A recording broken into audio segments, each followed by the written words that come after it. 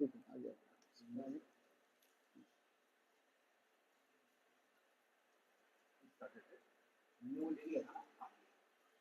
चलो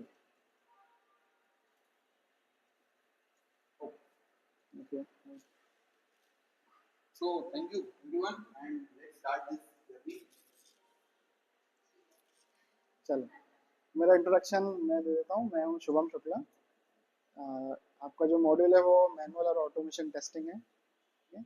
इसको हम कैसे करेंगे, टेस्टिंग में क्या स्कोप है, जॉब रेडी कैसे होते हैं, ये सब। सिर्फ ये ऐसा नहीं है कि सिर्फ बुक सिलेबस है कि मैंने आपको 4 चैप्टर पढ़ा है, आपने 4 चैप्टर पढ़े और काम खत्म हो गया, ऐसा नहीं। जीरो से लेके आपकी जॉब प्रिपरेशन तक आपको जॉब रेडी कैसे हो सकते हैं, ये सब अपन इसमें करेंगे। ठीक है? तो मैंने तो एक 8 वीक का शेड्यूल बनाया था। उसमें कैसा है कि पहली बात तो मैं आपको टेस्टिंग से मतलब समझाया था, टेस्टिंग क्या होती है असल में।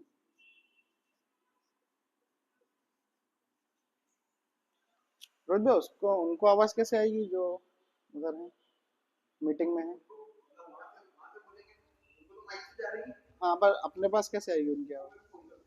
ठीक है, चल चलेगा। नहीं, उनको कंफर्म करना ये दिख रहा है कि नहीं, मतलब ये मैं देखना चाहता हूँ कि आप अपने हाँ, अभी विजिबल है। है ना। एनीवेज मैं बोल तो रही हूँ तो उनको जल्दी समझ में आ जाएगा, है ना। इसको दूसरा शब्द भी है इसके लिए, इसको ये भी बोलते हैं, है ना। इनको, इसका फुल फॉर्म है क्वालिटी एश्योरेंस। ये आपने बहुत बार पढ़ा होगा। अब ये जो पोस्ट है, ये हर डिपार्टमेंट में अलग होती है। केमिकल की फैक्ट्री में भी क्यूए रहता है, स्टील की फैक्ट्री में भी क्यूए है, आईटी में भी क्यूए है।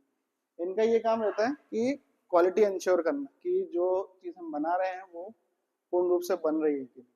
ठीक है? तो नहीं, इसका कोई कोर्स नहीं है, इसका कोई कोर्स नहीं है, पर इसका एक मॉड्यूल है, इसके कंसेप्ट हैं। वो कंसेप्ट आपको आते हैं, आप एक टेस्टर हैं। ठीक है? तो हमेशा या तो ये दिखेगा आपको, या तो आपको ये शब्द दिखेगा, टेस्टर दिखेगा, या फिर क्यू एंड क्यूसी भी बोलते हैं, पर आमतौर से तो इसको नहीं यूज करते कभी भी। हमेशा ये दो दिखेंगे आपको, टेस्टर दिखेंगे या क्यूए दिखेंगे। Required QA, professional quality analyst, quality assurance analyst, test analyst, IT analyst, तो ये सब होते हैं। हाँ, क्वालिटी इंजीनियर, क्यूई बोलते हैं शॉर्ट।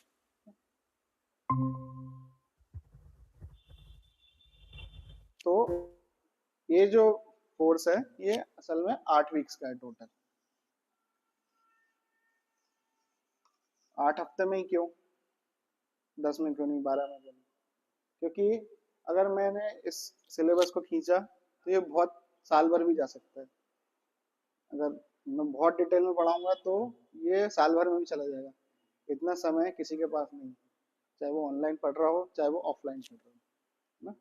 अपना अपना जो टारगेट है वो है,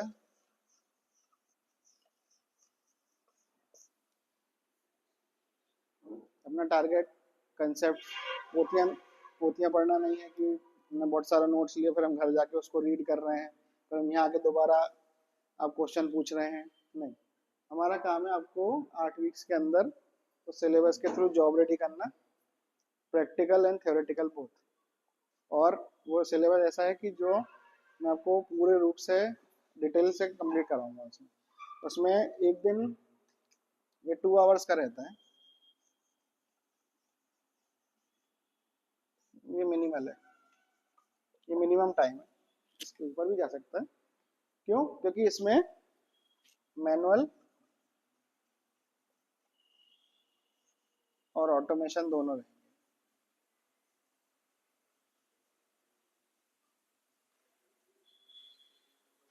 ये एक ही दिन में, हाँ, एक ही दिन में दोनों एस्पेक्ट्स कवर होंगे। अगर मैं आपको मैनुअल पढ़ाने चला गया तो 6 महीने लग जाएगा मुझे, और ऑटोमेशन पढ़ा लेगा तो अगले 6 महीने और समझ लो, तो पूरे 1 साल तो चला जाएगा। लेकिन इनको पैरेलल में लेके चलेंगे तो ये जल्दी कवर हो जाएंगे, प्लस आपको मैनुअल और ऑटोमेशन दोनों का नॉलेज हो जाएगा। ठीक है, तो मैं इन दोनों को थोड़ा आपको और थोड़ा समझाता हूँ कैसी चीज़ है। इतना समझ में है आप लोगों को कि कैसे अपना प्लान समझ में है। ये मिनिमल टाइम है, क्योंकि प्रैक्टिकल में कभी कभी टाइम खिंच जाता है, लेकिन मैनुअल बिल्कुल थ्योरेटिकल है, तो उसमें इतना टाइम नहीं खींचेगा, है ना। वो मैं आपको सही तरीके से बिल्कुल डिटेल से समझा दूंगा कैसे होता है। क्योंकि क्या होता है कि जब इंटरव्यू क्वेश्चन पूछे जाते हैं, तो मैनुअल के क्वेश्चन भी पूछता है वो आपसे, ऑटोमेशन के भी पूछता है। तो आपके दोनों रेडी होने चाहिए। ऐसा नहीं है कि आपने ऑटोमेशन सीख लिया और आपको मैनुअल का एक भी क्वेश्चन नहीं आता।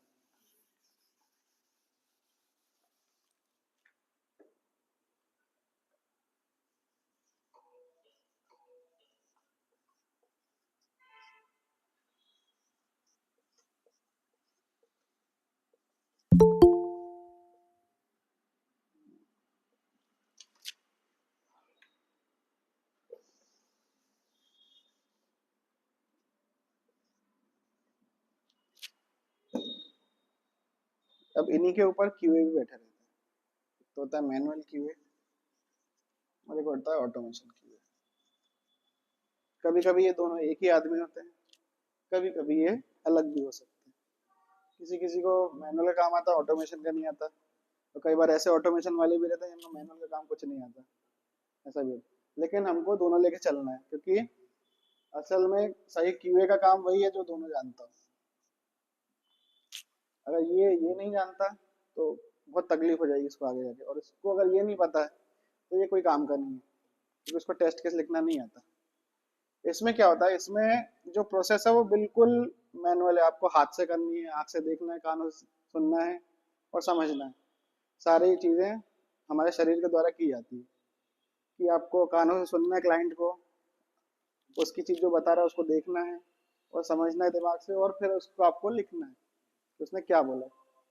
और ऑटोमेशन का काम ये है कि जो काम इसका रिपीटेशन का काम है वो पूरा ये देखता है फिर, कि मैं जो बार बार कर रहा हूँ इसमें टाइम खराब नहीं है, तो उसका टाइम बचाने के लिए ये है। तो इसमें आती है ब्रेनस्टॉर्मिंग।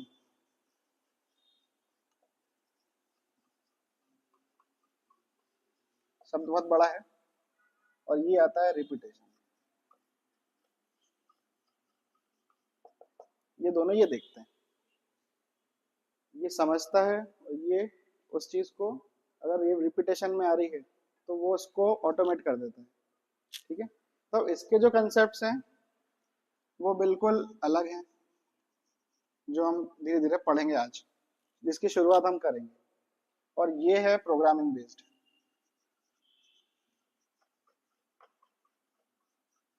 अब प्रोग्रामिंग है तो लैपटॉप लगेगा, लैपटॉप है तो लैंग्वेज लगेगी, है ना।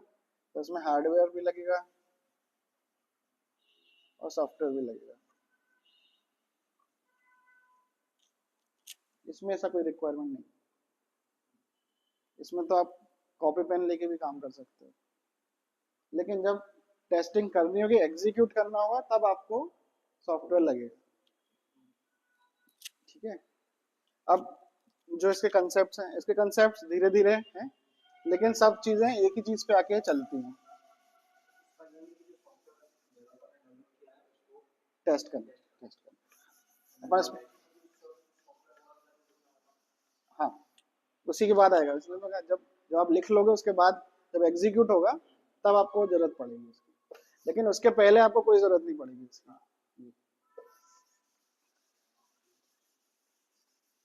ब्रेनस्टॉर्मिंग में, मीटिंग में आपको कोई जरूरत नहीं पड़ेगी। हाँ बिल्कुल।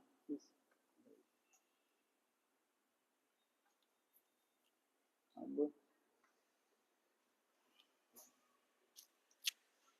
कोई भी कोई भी कंपनी हो, छोटी हो बड़ी हो, मिडिल स्केल हो लार्ज स्केल हो, सब एक ही मॉडल पे चलते हैं, सॉफ्टवेयर डेवलपमेंट लाइफ साइकिल पे। इसको शॉर्ट में SDLC बोलते हैं। ठीक है, इसका फुल फॉर्म है सॉफ्टवेयर डेवलपमेंट लाइफ साइकिल।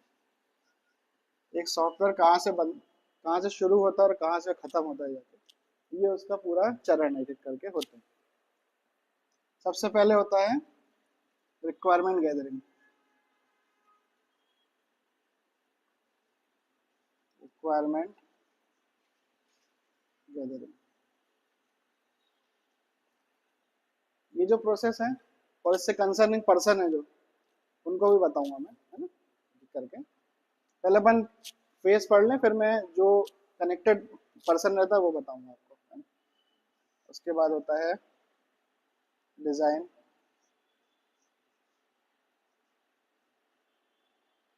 फिर होता है डेवलपमेंट,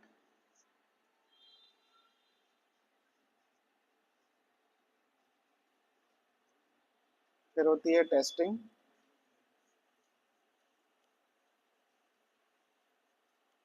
और फिर आता है मेंटेनेंस। मेंटेनेंस, ठीक है। समझिए ये 5 फेज होते हैं। कोई भी सॉफ्टवेयर हो, चाहे मोबाइल का हो, चाहे डेस्कटॉप का हो, विंडोज का हो, वेब एप्लीकेशन हो, सिस्टम एप्लीकेशन हो, डीबी एप्लीकेशन हो, कुछ भी, एनी भी, इससे होके ही गुजरता है। ये जनरल है, इसके बिना काम नहीं हो सकता। अब इनको कौन कौन करते हैं, ये तो हमें फेस समझ में है, लेकिन इसमें क्या होता है, कौन इन्वॉल्व होता है, अब अपन इसको समझेंगे। रिक्वायरमेंट गैदरिंग जो की जाती है, मैं तो किसके द्वारा की जाती है, इसमें एक्टर कौन है, यहाँ मैं एक्टर लिख रहा हूँ उनके। ये आपसे सवाल पूछ सकता है कि रिक्वायरमेंट गैदरिंग में एक्टर कौन कौन होता है। एक तो होता है प्रोडक्ट ओनर, बोलते हैं इसको, प्रोडक्ट ओनर, ठीक है। दूसरा होता है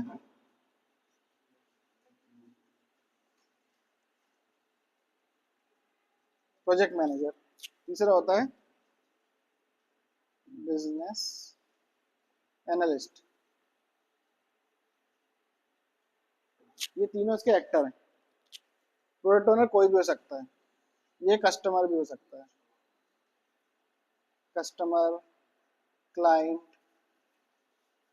थर्ड पार्टी, कोई भी जो इस ऑर्गेनाइजेशन में नहीं है।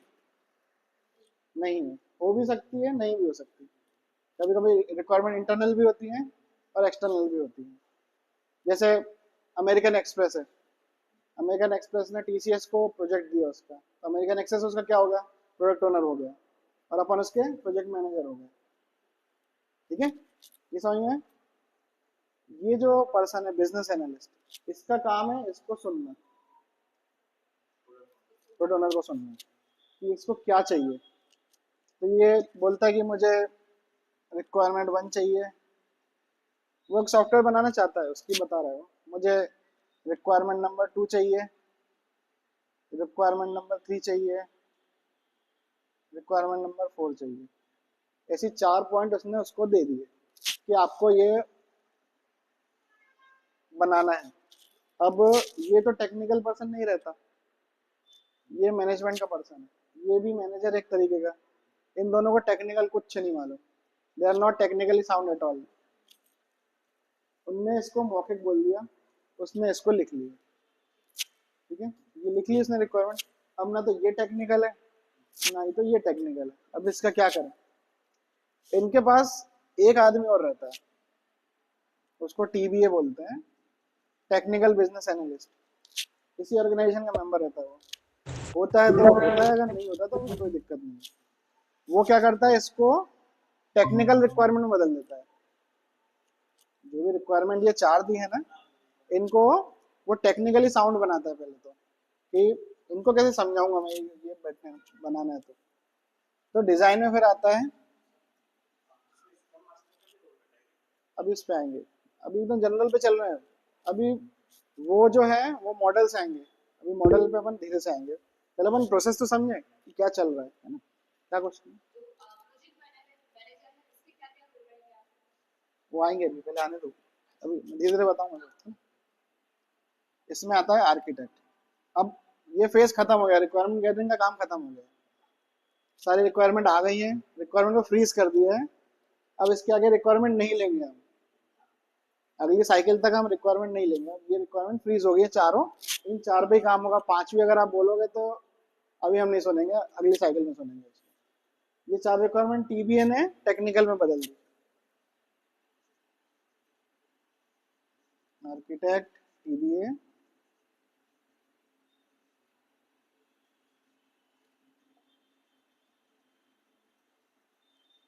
ये एक्टर हैं सब, ये डिजाइन के एक्टर हैं। आर्किटेक्ट का काम है ये जो टेक्निकल बिजनेस एनालिस्ट ने जो रिक्वायरमेंट टेक्निकली बनाई है उनको प्रोग्रामिंग के रूप में बदलना। प्रोग्रामिंग नहीं करता ये, प्रोग्रामिंग का डिजाइन करता है। फ्लो कैसे होगा, जैसे अमेजोन की वेबसाइट है, एक नॉर्मल एग्जांपल ले लेता हूँ, तो मैं को उसका कोड नहीं पता है, लेकिन आर्किटेक्ट ने उसको कैसे बनाया कि मैं एप्लीकेशन पे जाऊंगा, मैं एक प्रोडक्ट चूज करूंगा, मैंने जैसे ऐड टू कार्ट किया तो मेरे कार्ट में वो चला जाएगा, है ना। रिमूव किया तो रिमूव हो जाएगा, ठीक है। इस कार्ट के बाद मैं पेमेंट पेज पे जाऊंगा, इस पे जाऊंगा मैं, और इसके बाद ये मेरा ऑर्डर्स का पेज में मेरे ऑर्डर्स आ जाएंगे। ये जो फ्लो है वो आर्किटेक्ट बनाता है, इसमें कोडिंग का कोई काम नहीं होता। हालांकि वो लिखता है कोडिंग को कि किस कौन से फंक्शन किस में बनेंगे, कौन सी क्लासेस बनेंगी, सब लिखेगा वो, लेकिन वो खुद कोडिंग नहीं करेगा उसकी। अब क्योंकि इसमें कितने फेज हो गए, 1 2 3 4 5 6 फेज हो गए। अब इतना तो डेवलपर नहीं लिखेगा, तो हो सकता है ये 2 से ज्यादा भी हो, 1 से ज्यादा हो, 3 से ज्यादा हो सकता है एक ही हो, छोटी एप्लीकेशन है तो एक ही डेवलपर है। तो जो आर्किटेक्ट है वो ये सारी मॉड्यूल्स डेवलपर्स को भेजते हैं और ये डेवलपमेंट फेज शुरू होता है। अब इधर से ये दोनों गायब हो जाएंगे। अब सिर्फ किसकी बात होगी, आर्किटेक्ट की और डेवलपर्स की बात होगी। इसने इनको बता दिया, इसने इसको बता दिया, अब ये इनको बताएगा डेवलपर्स को। डेवलपर्स क्या करेंगे, धीरे धीरे काम शुरू करेंगे। एक फेज बनाया, दूसरा फेज बनाया, तीसरा बनाया, चौथा बनाया, पांचवा बनाया, छठवा बनाया। इन फेजेस को ये 1 बाय 1 जो रिक्वायरमेंट थी 1 2 3 4 ये डेवलपर्स ने बनाई, ठीक है।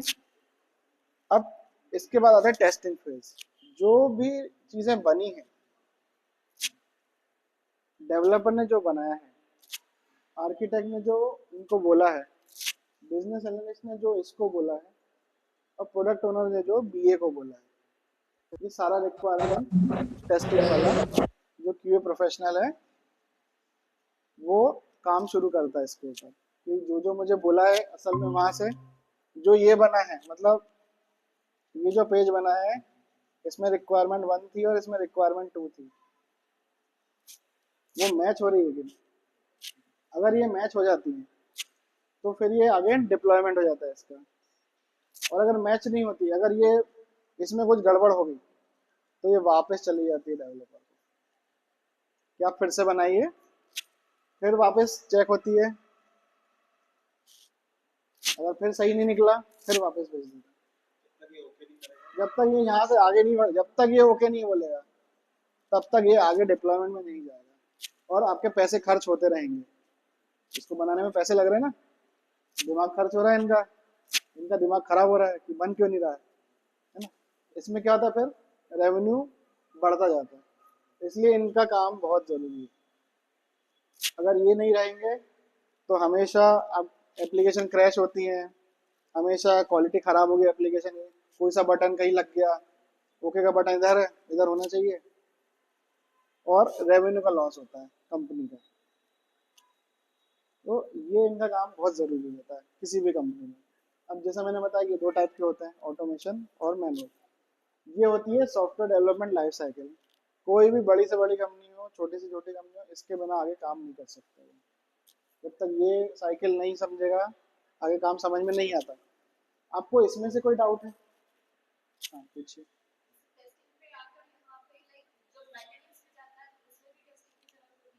समझा नहीं क्या?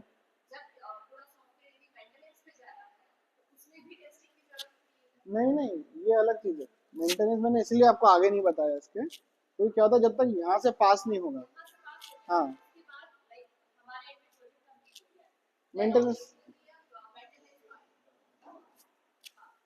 मेंटेनेंस ये लोग करते हैं, मेंटेनेंस टेस्टर नहीं करते। नहीं नहीं, मेंटेनेंस की साइकिल में टेस्टर्स का कोई रोल नहीं है। मेंटेनेंस की साइकिल में डेवलपर्स का रोल है। कुछ चेंज करना है फटाक से तो तुरंत चेंज कर दिया, तुरंत डिप्लॉय कर दिया। कुछ ऐसी चीजें जो टेस्टिंग की रिक्वायरमेंट में है ही नहीं। कोई चीजें कई बार जरूरी थोड़ी कि हर चीज रिक्वायरमेंट में जो आई है वो टेस्टर के थ्रू होके जाए। कई बार चेंजेस बैकएंड पे भी होते हैं, तो वो जरूरी नहीं कि ये टेस्टर करे, वो डायरेक्ट डिप्लॉय हो जाते हैं। जैसे कुछ डीबी में, डेटाबेस में चेंज करने हैं, और टेस्टर यूआई का टेस्टर है जो सामने देखता है चेंजेस, तो वो इसको नहीं देखेगा, वो यहीं से सीधा जंप हो जाता है मेंटेनेंस में। ठीक है, यह समझ में सबको? अब मैं आपको तो बता दूं। हाँ बिल्कुल बिल्कुल, प्लीज।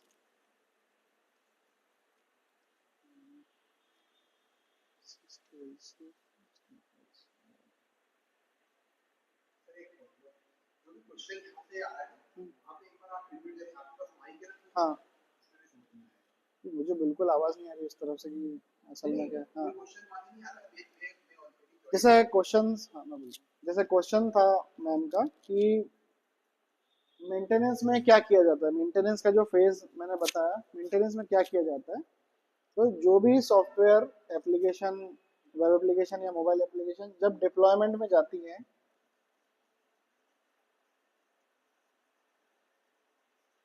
अगर उसके बाद कुछ चेंजेस हैं तो क्या वो टेस्टर टेस्ट करते हैं या नहीं। तो टेस्टर्स, इट्स नॉट नेसेसरी कि वो चेंज हमेशा यूआई पे हो या फिर वो बैकएंड पे हो। अगर चेंजेस यूआई पे हैं तो उनको पूरी प्रोसेस से गुजरना ही पड़ता है, लेकिन अगर चेंजेस बैकएंड पे हैं तो फिर वो सिर्फ डेवलपर से उसको मेंटेन करते हैं। तो ऐसा ज़रूरी नहीं है कि हमेशा मेंटेनेंस के टाइम टेस्टिंग हो।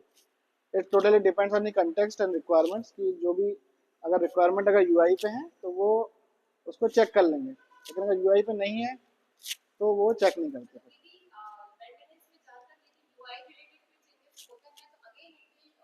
इसके थ्रू ही आएंगे, टेस्टिंग के थ्रू ही आएंगे। हाँ हाँ, इसके पास ही जाते हैं हमेशा। ये जो जा रहा है फेज ना, इसके क्रॉस होके ही जा रहा है। वो इससे पहले चेक कर लेता है कि मेरे स्कोप में है कि नहीं। अब एक टॉपिक आएगा स्कोप ऑफ टेस्टिंग, मैं आपको उसको बताता हूँ क्या होता है। इतना समझ में आया ना? इसमें और कोई डाउट है किसी को? क्लियर कर देखेंगे, है ना? ये चीज समझ में आई। अब क्या होता है, ये अपने आप में जो 5 बड़ी बड़ी चीजें हैं, इनकी अपनी साइकिल है, अंदर ही अंदर चलती है जो। लेकिन क्योंकि हम फोकस सिर्फ टेस्टिंग पे हैं, तो अपन इसकी साइकिल देखेंगे कि टेस्टर का अब काम क्या है। अभी तो हमने ये देख लिया कि सब कैसे काम कर रहे हैं। अब हमको तो हमारा काम करना है ना, हमको थोड़ी देखना है इसको ये लोग क्या कर रहे हैं वहां जाके।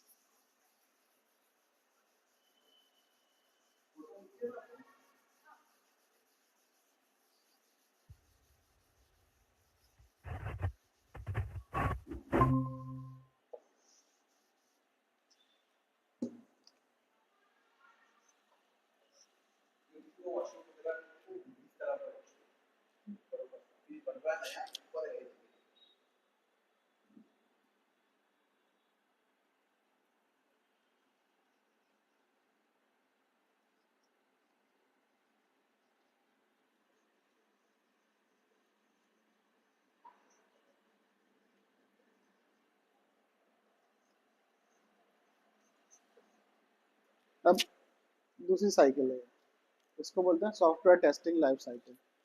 अब जो हमने 4 चीजें देखी थी, रिक्वायरमेंट, शॉर्ट में लिख दे रहा हूँ, requirement gathering, design, development, testing, maintenance. ये पांचों फेज देखे थे हमने। इन पांचों के एक्टर काम हमने समझे। लेकिन टेस्टिंग अपने आप में एक पूरे प्रोसेस है। टेस्टिंग यहाँ भी होती है जब ये चल रहा हो, जब डिजाइन चल रहा हो तब भी टेस्टिंग होती है, जब डेवलपमेंट चल रहा हो तब भी टेस्टिंग होती है, जब टेस्टिंग चल रहा हो तब भी टेस्टिंग होती है, और मेंटेनेंस के टाइम पे भी सपोर्टिंग की तरह टेस्टिंग होती है। ठीक है, टेस्टिंग कोई फेज नहीं है कि यहीं आके शुरू होगी। टेस्टिंग शुरू दिन से ही शुरू होती है जब तक डिप्लॉय नहीं हो जाती जब तक टेस्टिंग चलती है। ठीक है, तो जो टेस्टिंग जो फेज है इसकी अपनी एक प्रोसेस है, इसकी अपनी एक साइकिल है। वो साइकिल कंप्लीट होती है इसके बाद ही ओके किया जाता है कि डिप्लॉयमेंट होगा। सबसे पहला आता है जो रिक्वायरमेंट गैदरिंग होती है, सबसे पहले इसकी जगह होता है रिक्वायरमेंट एनालिसिस।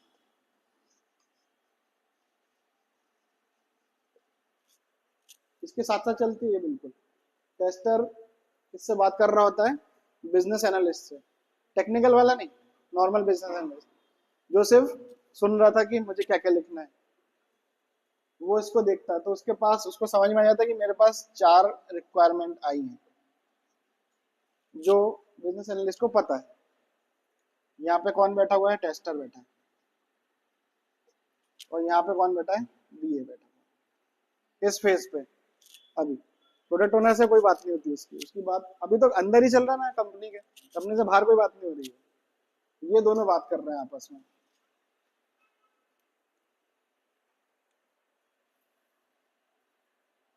ये दोनों बात कर रहे हैं आपस में। ठीक है, फिर जब टेस्टर समझ लेता है बीए की रिक्वायरमेंट की असल में क्या चल रहा है, क्या करना है हमको, इसको फिर इसके बाद आता है डिजाइन फेज। डिजाइन फेज में आता है test planning and test scenario design. ठीक है, अभी मैंने जब बताया था आपको इसमें कौन बैठा रहता है? आर्किटेक्ट बैठा रहता है। फिर यहाँ पे कौन बैठा है? टेस्टर बैठा हुआ।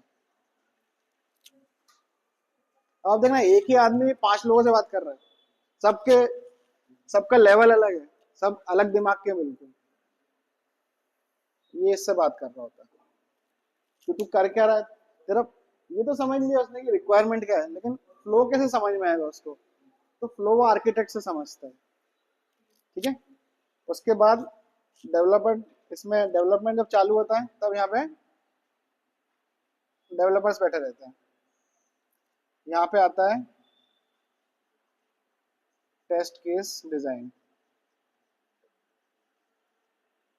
ठीक है, अब जो आर्किटेक्ट ने बोला है फ्लो, असल में वो कैसे बना है, उसमें क्या क्या चेक करना है, क्या क्या टेस्ट करना है, कहाँ कहाँ कौन सी यूनिट बनी हुई है, कितनी यूनिट्स आपस में बात कर रही हैं, इन सबको चेक करने के लिए वो डेवलपर से बात करता है।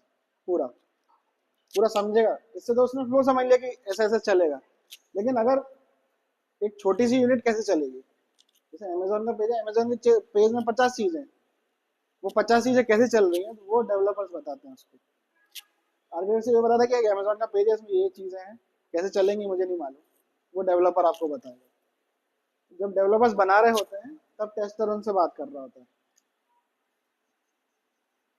कि मुझे कैसे उसको टेस्ट करना है। लास्ट में आती है टेस्टिंग, जो हमारा मेन साइकिल है। इसमें आता है टेस्ट एनवायरनमेंट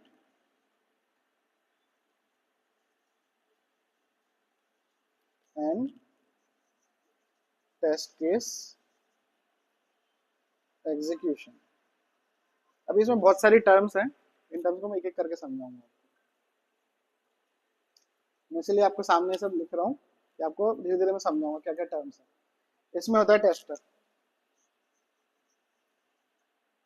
अकेला ही है वो तो, है ना, अब इधर तो कोई रहेगा नहीं। लास्ट में आते हैं मेंटेनेंस वाले। अब मेंटेनेंस में क्या होता है?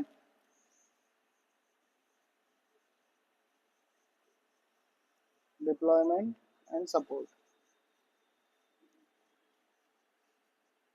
ये भी काम डेवलपर ही करते हैं, इससे भी टेस्टर बात कर रहा होता है। ये ऑनगोइंग प्रोसेस है और हमेशा पैरेलल में चलती रहती है। ये बिल्कुल पैरेलल प्रोसेस है, मतलब ये एक ही समय में इन सबसे बात कर रहा होता है टेस्टर, क्योंकि उसको तो डिलीवर करना है। अगर वो इनसे किसी एक से भी बात करना भूल गया तो कुछ भी फॉल्ट आ सकता है, फ्लो में दिक्कत हो जाएगी, किसी मॉड्यूल में दिक्कत हो सकती है, किसी रिक्वायरमेंट में गड़बड़ हो सकती है। तो फिर वो वहां से गड़बड़ होना शुरू होती है अगर वो ठीक से बात नहीं करता है इनसे। अगर तो कुछ भी मिस होगा तो बात इसी पे आती है, हमेशा सुनना इसी को ही पड़ेगा कि तुमने चेक नहीं किया। इसको कोई नहीं बोलेगा, डेवलपर को कोई कुछ नहीं बोलेगा, आर्किटेक्ट को कोई कुछ नहीं बोलेगा, बिजनेस एनालिस्ट को कुछ नहीं बोलेगा। वो सीधे सुनाएंगे इसको सबसे पहला, सबसे पहली बोली इसको लगती है, फिर बाकी सब आते हैं बाद में। ठीक है। अब इसमें बहुत सारी टर्म्स है। पहले तो रिक्वायरमेंट एनालिसिस क्या होता है। जो रिक्वायरमेंट बीए ने ली है प्रोडक्ट ओनर से, वो क्या है, किस रूप में है, थ्योरेटिकल है, यूआई है, यूआई बेस्ड है, बैकएंड बेस्ड है, सिर्फ टेक्निकल है, वो सब चेक करता है टेस्टर। अभी उसको कुछ भी कोई काम नहीं कर रहा, वो अभी वो सिर्फ देख रहा है कि इसने क्या रिक्वायरमेंट ली है। अभी कोई कागज पेन लैपटॉप कुछ नहीं उसके पास, उसने सिर्फ जो डॉक्यूमेंट बीए ने बनाया है। बीए क्या बनाता है, बीए यूज केस बनाता है।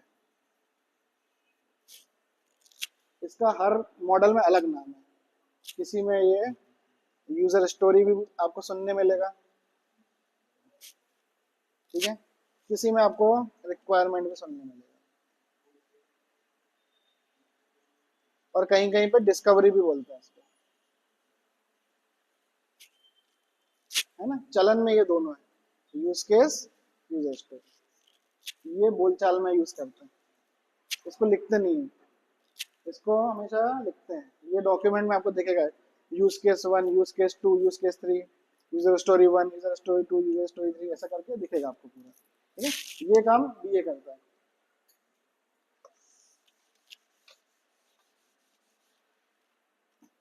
अब ये फेज खत्म हो गया, उसका रिक्वायरमेंट एनालिसिस पूरा हो गया, ये एक चरण खत्म हुआ।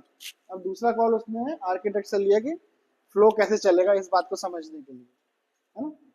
तो जब उसको फ्लो समझ में आ जाएगा तब वो टेस्ट प्लानिंग चालू करेगा। टेस्ट प्लानिंग भी एक डॉक्यूमेंट होता है, टेस्ट प्लान डॉक्यूमेंट बोलते हैं उसको।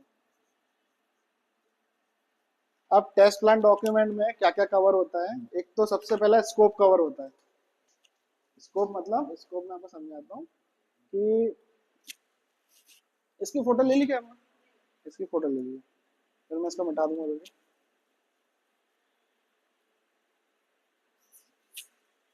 हाँ,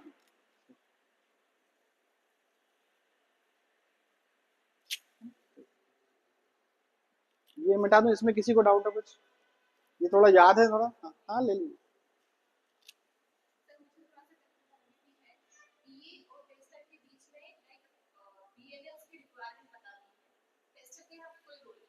अभी कोई रोल नहीं है, अभी वो कुछ नहीं कर रहा है, अभी तो सुन रहा है।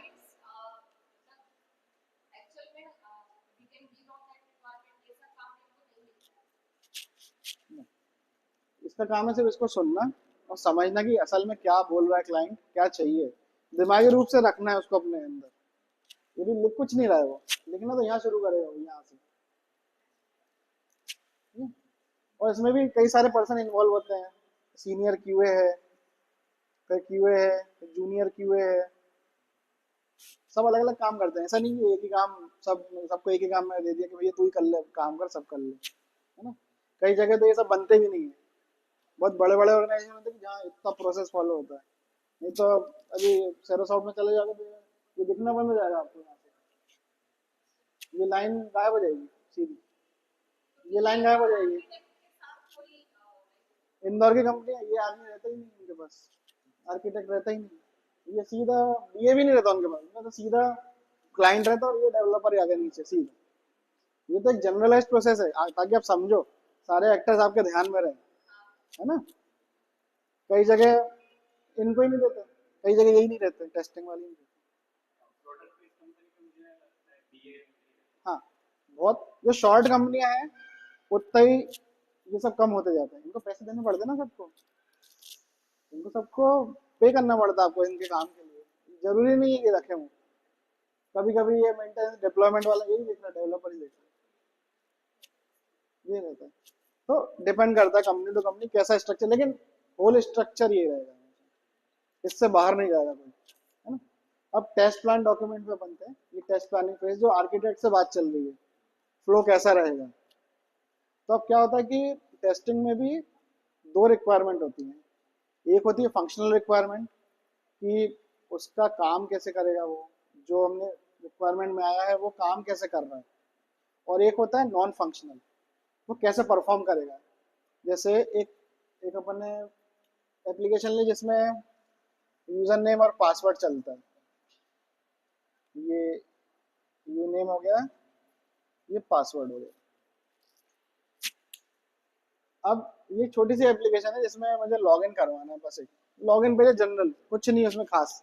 दो फील्ड्स हैं, एक रिक्वायरमेंट आई कि सही यूजर नेम सही पासवर्ड हो जाएगा तो लॉगिन हो जाएगा, अगर कुछ भी एक गलत हुआ तो लॉगिन नहीं होगा। सिंपल रिक्वायरमेंट है, इसमें कुछ अलग से सोचने वाली बात है क्या? नहीं। ये बात टेस्टर को बताता है। तो रिक्वायरमेंट वन ये है कि अगर सही हो गया तो लॉगिन हो जाएगा, गलत हो गया तो लॉगिन नहीं होगा। रिक्वायरमेंट वन, रिक्वायरमेंट टू, बस ये टेस्टर इस बात को समझ लेता है कि ये दो रिक्वायरमेंट आई है, मुझे इनको टेस्ट करना है। आर्किटेक्ट ने बोल दिया कि बोले भैया वो तो एक वेबसाइट पे अपन जाएंगे तो ये आ जाएगा। टेस्टर ने इसकी बात को भी समझ लिया कि हाँ मैं एक वेबसाइट को हिट करूंगा तो ये पेज मुझे आ जाएगा, इसमें मैं डालूंगा लॉगिन करूंगा तो लॉगिन हो जाएगा। ये फ्लो उसने समझ लिया। तीसरा डेवलपर, डेवलपर क्या करेगा, पहले तो ये यूआरएल बनाएगा, फिर ये पेज बनाएगा। जैसे वो हिट करेगा तो इस पे जाना चाहिए, आर्किटेक्ट ने उसको बोल के रखा है, तो ये हिट करेगा तो इस पे जाना चाहिए। ये इसका हैप्पी फ्लो है कि हाँ इस पे ही जाएगा। डेवलपर ने ये बात इसको बता दी कि भाई तेरे पास एक यूआरएल है, उस पर ये वेब पेज ओपन होगा, उसमें दो फील्ड होंगे, यूजर नेम पासवर्ड और XYZ जो भी है उसमें मैंने बनाया है, तो तू उनको टेस्ट कर लो। अब यहाँ पे क्या होगा, ये टेस्ट प्लानिंग पे था मैं, तो टेस्ट प्लानिंग में वो देखेगा पहले तो कि स्कोप क्या है, स्कोप ऑफ टेस्टिंग। इसमें दो स्कोप होते हैं, एक होता है फंक्शनल और नॉन फंक्शनल।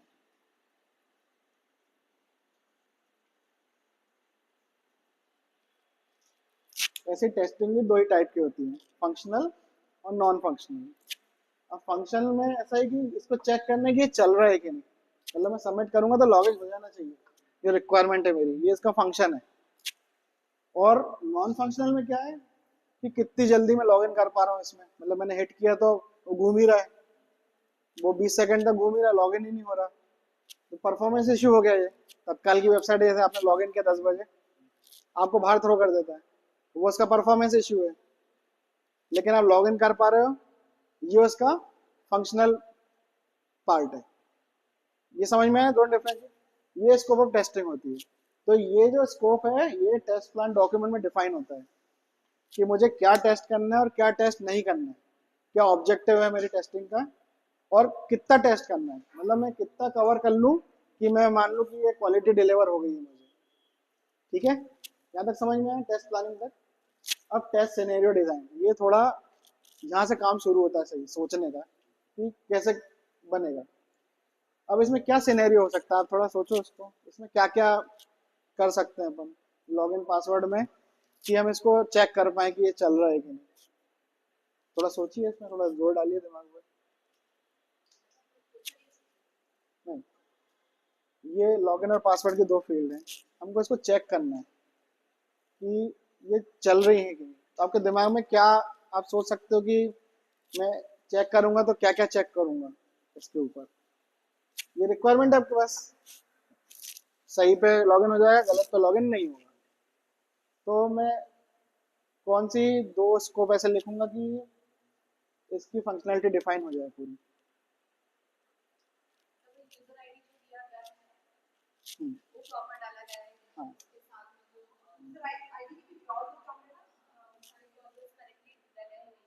मतलब टेस्ट सिनेरियो वन हो गया कि सब कुछ करेक्ट चल रहा है, चला बराबर। और दूसरा दूसरा क्या है रिक्वायरमेंट, दूसरा रिक्वायरमेंट क्या है कि सब गलत डला है ना। एक रिक्वायरमेंट आई थी, इसी रिक्वायरमेंट को उसने सिनेरियो में बदल दिया। टेस्ट सिनेरियो एक ओवरऑल कवरेज है टेस्टिंग का, इसके अंदर ये चीजें टेस्ट होंगी। जैसे मैंने लैपटॉप का कीबोर्ड है, लैपटॉप का कीबोर्ड एक रिक्वायरमेंट है, उसका टेस्ट सिनेरियो ये क्या है कि स्पेस बार चलनी चाहिए, बड़ा बड़ा, छोटा छोटा नहीं, कि स्पेस बार चले, लेटर की चले, नंबर की चले, ये बड़ा बड़ा लिख रहे हैं अभी अपन। अब इसके अंदर क्या होगा, स्पेस बार में लेटर में क्या होगा कि ए से लेके जेड तक पूरी चेक होनी चाहिए, नंबर में 1 to 0 पूरा चलना चाहिए। ये टेस्ट सिनेरियो हो गए जो ब्लैंकेट है, एक तरीके से कवर करते हैं पूरा रिक्वायरमेंट। तो वो टेस्ट सिनेरियो में कन्वर्जन होता है जब आर्किटेक्ट से वो बात कर रहे होते हैं। ये टेस्ट प्लान डॉक्यूमेंट इसने बनाया, इसके अलग अलग फॉर्मेट कंपनी के हिसाब से अलग अलग होते हैं।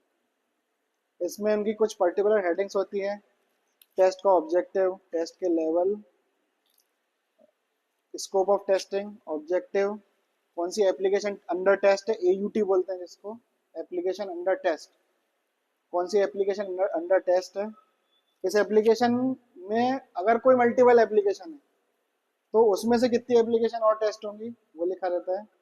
एस्केलेशन किस किस के पास आएंगे, एस्केलेशन मतलब संपर्क किससे किया जाएगा, अगर कुछ गड़बड़ हो गई तो डेवलपर का नंबर लिखा है उसमें या फिर उसका मेल लिखा हुआ है ये, और लास्ट में उसकी समरी रहती है और टेस्ट प्लान डॉक्यूमेंट वो प्रिपेयर कर लेता है।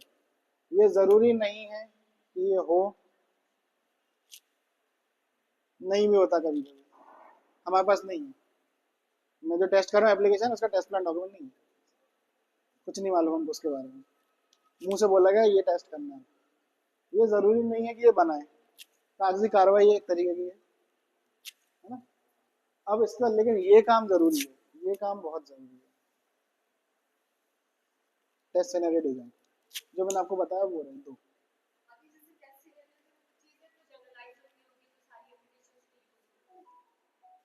जैसे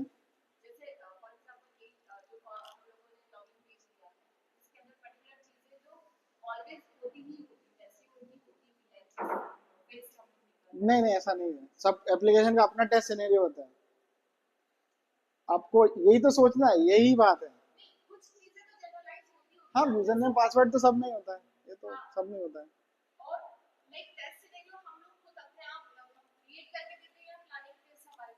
नहीं नहीं, आपको क्रिएट करना ही है, यहीं से तो आपका काम, ये सब यही तो कर रहा है, इसी यहीं से शुरू हो गया वो तो। ये टेस्ट सिनेरियो आपको लिखने, आर्किटेक्ट लिख के नहीं देगा आपको, आर्किटेक्ट आपको बता देगा मुंह से, लेकिन लिखना तो आपको ही पड़ेगा। तो आप लिखोगे तो आपको आधा फ्लो तो वहीं समझ में आ जाता है कि यहाँ से क्या चलना है आगे तक। जैसे ये टेस्ट सिनेरियो लिखता है ना, पूरी पिक्चर दिमाग में आ जाती है कि अब क्या करना है मेरे को आगे। अब क्या होता है, ये टेस्ट सिनेरियो खत्म हो गया, आर्किटेक्ट से बात हो गई, बात खत्म हो गई, अब बनना शुरू हुआ है, यहाँ पे असली काम शुरू होता है जब दिखना चालू होता है। यहाँ तो कुछ नहीं दिख रहा अभी, किसी को सब हवा में चल रहा है, यहाँ से दिखना शुरू होता है, यहाँ पे UI पार्ट दिखना शुरू हो जाता है क्या बन रहा है। अब इससे कॉन्स्टेंटली टेस्ट टच में रहता है। तो अब ये जो टेस्ट सिनेरियो हमने लिखे हैं, इसको वो टेस्ट केस में और इंटेंसिव कर देता है, इसको मतलब और बाइफर्केट कर देता है, इसको मैं और कैसे तोड़ सकता हूँ इस चीज को। तब इसका तो कोई तोड़ नहीं है कि ये दोनों करेक्ट है तो लॉगिन हो ही जाएगा, लेकिन इसको तो तोड़ सकते हैं ना हम। इसको कैसे तोड़ सकते हैं, हाँ, तो यूजर नेम राइट हो जाए, पासवर्ड गलत हो जाए, यूजर नेम गलत हो जाए, पासवर्ड करेक्ट हो जाए, दोनों ही गलत हो जाए। ये टेस्ट है, ये किसके अंदर है, इस टेस्ट सिनेरियो। तो टेस्ट केस का मतलब TC से बोलेंगे, टेस्ट सिनेरियो का मतलब TS से बताया जाता है। ये एक जनरल अप्रोच है, हमेशा देखेंगे। और अब यहाँ तक ये लिख लिया, ये टेस्ट केस हो गया, ये यहाँ पे मेरा काम खत्म हो गया। ये टेस्टर ने एक डॉक्यूमेंट ली, टेस्ट केस डॉक्यूमेंट बोलते हैं जिसको, उसमें ये टेस्ट सिनेरियो मैप कर दिया इससे। अभी टेस्ट केस डॉक्यूमेंट का प्रारूप मैं बताऊंगा, या प्रारूप आपको याद होना चाहिए। बिल्कुल सीधा इंटरव्यू में पूछता है टेस्ट केस का डॉक्यूमेंट कैसा बना होता है, क्या क्या कॉलम होते हैं उसमें, ये आपके दिमाग में छपा होना चाहिए। चाहे वो 15 साल का एक्सपीरियंस टेस्टर हो, चाहे वो 1 साल का एक्सपीरियंस टेस्टर हो, उसको ये डॉक्यूमेंट याद होना चाहिए, याद होता ही है इनफैक्ट, है ना। तो ये टेस्ट केस लिखे, यहाँ पे ये काम खत्म हो गया, डेवलपर के साथ काम खत्म हो गया, ये प्रोडक्ट बन गया है। अब एग्जीक्यूशन चालू होगा। एग्जीक्यूशन में वो क्या करेगा, इस वेबसाइट पे हिट करेगा। अब इस टेस्ट केस की भी स्टेप है। स्टेप 1 में वो यूआरएल में जाएगा, जैसे हिट किया तो ये पेज आएगा। अब इस पेज में वो क्या करेगा, पहले यूजर नेम डालेगा, जो उसका टेस्ट केस क्या है, यूजर नेम करेक्ट है और पासवर्ड गलत है। निकाल दो एक हिट, इसका फ्लो क्या है, ये लॉगिन नहीं होना चाहिए। ये चार्ज कर रहेगा रिक्वायरमेंट यही है ना, रिक्वायरमेंट क्या है, गलत है तो लॉगिन नहीं होना चाहिए। सब चार्ज हो जाएगा लगा दो अब क्या हुआ कि लॉगिन हो गया, लॉगिन तो हो गया, इसने लॉगिन मार दिया तो हो गया लॉगिन। आपने एक चीज तो नहीं किसकी देखी गलती है, किसने गड़बड़ किया है ना। तो टेस्टर क्या बोलेगा, बोले ये रिक्वायरमेंट से जो मुझे बोली है उसने करियर मैच नहीं करता, वापस भेजो आप। वो तीनों रन करके देखेगा, तीनों में लॉगिन रिकॉर्डिंग हो जा रहा है। चलो मान लो इसमें लॉगिन नहीं हो रहा, लेकिन इन दो में तो लॉगिन हो रहा है ना। और हमारी रिक्वायरमेंट क्या कहते हैं कि एक भी गलत हो गया तो लॉगिन नहीं हो जाना चाहिए उसमें, लेकिन मेरा तो जा रहा है आगे। तो वो बोलेगा कि आप फिर से बनाओ उसको, वो फिर करेक्ट करेगा यहाँ पे, फिर वापस भेजेगा। फिर अगर ये टेस्ट केस चल गए तीनों साथ में, अब क्या हुआ कि मान लो कि मैंने सही डाल दिया दोनों और मैंने लॉगिन क्लिक किया, नहीं हुआ लॉगिन, फिर फेल हो गया वो, तो फिर वापस हो जाएगा, बोले आपने ये फ्लो सही नहीं डिजाइन किया, जो टेस्ट सिनेरियो था मेरा वो फेल हो गया। तो ये टेस्टिंग में वो चेक करता है। ये प्रोसेस बहुत इंटेंसिव होती है, बहुत समझ के करना पड़ता है, ध्यान से। कुछ भी गड़बड़ होती है इन दोनों पे बात आ जाती है कि इनकी साठ घाट सही नहीं चल रही है ना। ये चीज थोड़ी समझ में आपको थोड़ा क्लियर हुआ। अब आते हैं कि टेस्टर का काम खत्म हो गया, इसने जो भी रिपोर्ट थी, चलो भाई मेरा टेस्ट सिनेरियो 1 पूरा चल गया, टेस्ट सिनेरियो 2 पूरा चल गया, टेस्ट केस भी मेरे सारे चल गए रन करके। इसने ओके करके बोल दिया कि बोले ये एप्लीकेशन आप डिप्लॉय कर दो। किससे बोलेगा ये, डेवलपर से बोलेगा। डेवलपर इसको क्या कर देगा, डिप्लॉय कर देगा और ये लाइव चली जाएगी। लाइव पे फिर एक बार चेक होता है प्रोडक्शन पे। अभी ये चला ना, ये टेस्ट एनवायरनमेंट, ये अभी कंपनी के अंदर ही चल रहा है। हाँ, ये जो डिप्लॉयमेंट है ये बाहर हो गया है। अब बात क्लाइंट पे चली गई है, अब ये कस्टमर को दिखने लगा है। कस्टमर के पास, कस्टमर को बोलते हैं आप एक बार ये चला के देखो जो मैंने भेजे, आप सही कर रहे हो तो लॉगिन हो रहा है कि नहीं, कोई एक गड़बड़ एक गलत कर रहे हो तो लॉगिन नहीं होना चाहिए, दोनों गलत कर रहे हो तो लॉगिन नहीं होना चाहिए। ये पांचों चीजें चल गई, आपका प्रोडक्ट एकदम परफेक्ट है, क्लाइंट खुश, सब खुश। भाई उसको यहाँ दिख गया ना कि यार ये गड़बड़ हो गई है, तो वो फिर विफल जाता है, मतलब आपने ठीक से नहीं बनाया, चेक नहीं किया आपने ठीक से। फिर वो सबसे पहले इसको सुनाते हैं, फिर वो इसको सुनाते हैं, और फिर आता है प्रोजेक्ट मैनेजर बीच में सुनने के लिए कि हाँ हम हमसे गलती हुई, इसको दोबारा से फिक्स कर रहे हैं, फटाक से हम डिप्लॉय कर रहे हैं। ठीक है, इतना फ्लो समझ में आया, क्या किया हमने, क्या एक्टिविटीज चली, है ना। अब आते हैं अपन टेस्ट केस डॉक्यूमेंट के ऊपर, है ना। एक चीज और थी मेरे को आपको बतानी थी,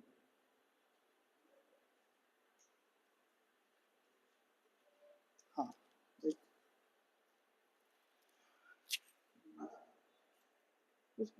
देख रहा था। मतलब एक पूरे का तो फ्लो है, ये थोड़ा कनेक्टर वगैरह लगाने एक ब्रेक रखनी है, लग सकते हैं सर, लग सकते हैं।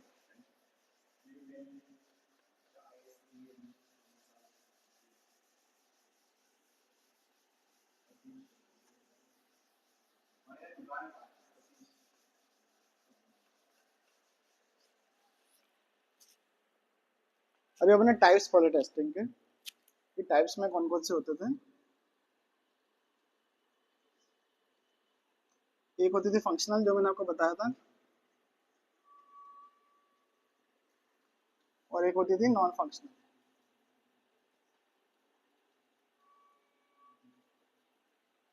ठीक है, इसका जो सिंगल वर्ड में बोला जाए टाइप्स में, फंक्शनल में, ये टेस्टिंग के टाइप्स।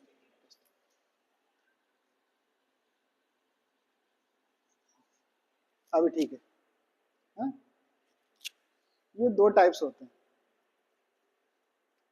दो टाइप्स में इनका जो सिंगल वर्ड है इनके लिए होता है एक्ट, और ये होता है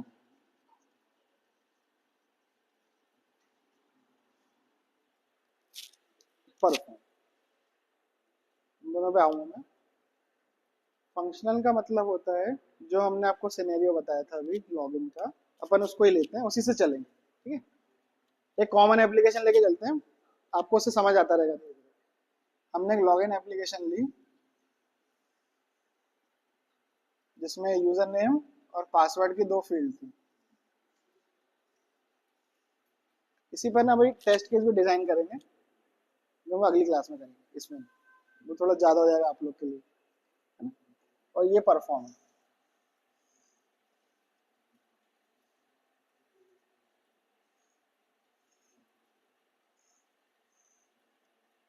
इन दोनों में क्या फर्क है ये मैं आपको समझाता हूँ।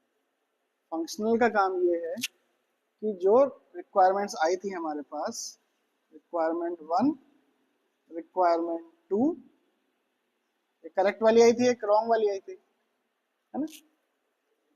ये दोनों रिक्वायरमेंट्स को फंक्शनैलिटी में तब्दील कर दिया हमने, कि ये रिक्वायरमेंट इस एप्लीकेशन पे चलनी चाहिए, फंक्शन करनी चाहिए।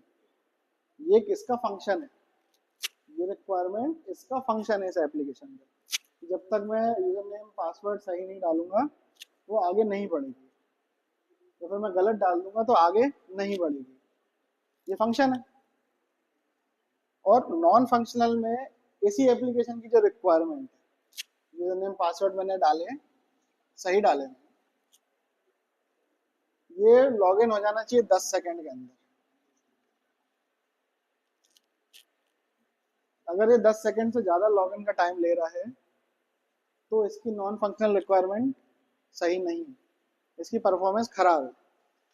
अभी तो क्या था कि मैं कंपनी में इस एप्लीकेशन को टेस्ट कर रहा था, तो मेरे पास 5 ही यूजर थे जो लॉगिन कर पा रहे थे, पांचों ने लॉगिन कर पाए एक साथ। ठीक 10:05 में मैंने बोला था कि आप लॉगिन कर लो, 5 यूजर कर पाए लॉगिन आराम से। लेकिन इधर क्या हुआ कि 500 आ गए एक साथ, झूम पड़े इसके ऊपर। और मेरा सर्वर इतना बड़ा नहीं है कि 500 का लोड टैकल कर पाए, है ना। तो एक तो परफॉर्मेंस खराब हो गया इसका, कि 10 सेकंड में काम नहीं हो पा रहा, ऊपर से इसका स्ट्रेस ज्यादा हो गया। एक अभी 5 थे, बढ़िया चल रहा था, 500 आ गए एक साथ, कल एकदम से 700 आ गए। शादी के फंक्शन जैसा, हमने 500 बुलाए थे 700 आ गए, है ना? तो स्ट्रेस खराब हो गया इसका। दूसरा, फिर अब जैसे जो यूआरएल दिया था, यहाँ पे उसने दिया कि http://app.com दे दिया। अब एक इश्यू यहाँ पे सिक्योरिटी का आ गया, क्योंकि जो सिक्योर्ड एप्लीकेशंस होती हैं वो HTTPS पे चलती हैं सारी, एक सिक्योरिटी का इशू हो गया। ठीक है, अब तो ये जो टेस्टिंग है इसमें आ गई अपनी मैनुअल, और ये ऑटोमेशन। एक बार हाँ, ब्राउजर ये क्रोम पे चल रहा है, फायरफॉक्स में नहीं चल रहा। हाँ, अब क्या हुआ कि मैंने इसको क्रोम से लॉगिन किया, क्रोम में एप्लीकेशन खोली, क्रोम में एप्लीकेशन चल गई, लेकिन मैंने जब फायरफॉक्स में खोली तो एप्लीकेशन नहीं चल रही। तो एक चीज़ और ख़राब हो गई इसकी, कंपैटिबिलिटी ख़राब हो गई इसकी, कंपैटिबल नहीं हुई। अब जब 500 थे तब तक ठीक है, मैंने ठीक कर लिया, 500 के हिसाब से कर लिया, 500 लॉगिन कर पाएंगे। अब एकदम से 1 साल बाद कूद पड़े 1000 यूजर उसमें, स्केल नहीं कर पाया मैं, तो इसकी स्केलेबिलिटी भी खराब हो गई। मैं स्केल नहीं कर पा रहा एप्लीकेशन को कि इतना यूजर डेटाबेस में हैंडल नहीं कर पा रहा। ये सब आती है नॉन फंक्शनल टेस्टिंग, और ये आती है दोनों फंक्शनल टेस्टिंग। ये दोनों कहीं ना कहीं जाके इनसे भी मिलती हैं, लेकिन ऐसी दीवार बीच में। ऐसा नहीं कि परफॉर्मेंस वाला मैनुअल टेस्ट केस नहीं लिखेगा या फिर सिक्योरिटी वाला ऑटोमेशन नहीं करेगा, लेकिन दोनों के टेस्टर अलग होते हैं। परफॉर्मेंस टेस्टर कभी फंक्शनल टेस्टिंग नहीं करता, और फंक्शनल टेस्टर कभी परफॉर्मेंस टेस्टिंग नहीं करता। दोनों के काम अलग हैं, ये दो अलग रहते हैं। एक को हाँ, ये दोनों दोनों पर्सन अलग होते हैं, हर कंपनी में रहते हैं। लेकिन जैसा मैंने कहा, स्कोप बताया था मैंने आपको टेस्ट प्लान में, स्कोप किस चीज़ का है। अगर उसने बोला है कि फंक्शनल और नॉन फंक्शनल दोनों कंडक्ट करनी है, तो फिर बिठाना पड़ेगा आपको दो। और उसने कहा कि नहीं भैया, हमको तो सिर्फ फंक्शनल ही चाहिए, हमको ये सब हम देख लेंगे बाकी का, तो फिर अपन इसी पे ध्यान देंगे। फिर अपन इस पे ध्यान नहीं देंगे कि भैया वो 500 यूजर से फट रहा है तो हमको कोई मतलब नहीं है। हमने तो जो तुम कह रहे थे कि लॉग इन हो रहा है और लॉग इन नहीं हो रहा है, हमको तो इस बात से मतलब है बस। ठीक है, ये उसका डिफरेंस है। चलेगा चलेगा, 5 मिनट। आप लोग कुछ पानी वानी पी लीजिए, बहुत देर से सुन रहे हैं। हम सर थोड़ा बोर हो गए होंगे। ये आपको समझ में आ रहा है ना जो मैं समझा रहा हूँ, है ना। वो कभी कभी निकल जाता हूँ मैं भी आगे के।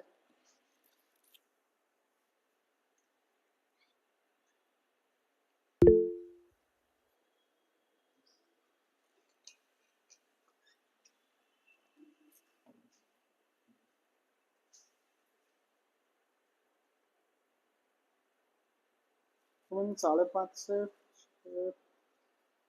यहाँ तक तो आपको समझ में आ गया ना। ठीक है, एक आखिरी अपन आधे घंटे में ऑटो में। आप सबके पास लैपटॉप है? लैपटॉप है सभी के पास है ना स्टोर में? सबके पास लैपटॉप है, तो तभी ऑटोमेशन कर पाएंगे, नहीं तो नहीं हो पाएगा, इसलिए बोल रहा हूँ, है ना। तो इस कॉन्फ़िगरेशन को मैच कर लेंगे आप लोग?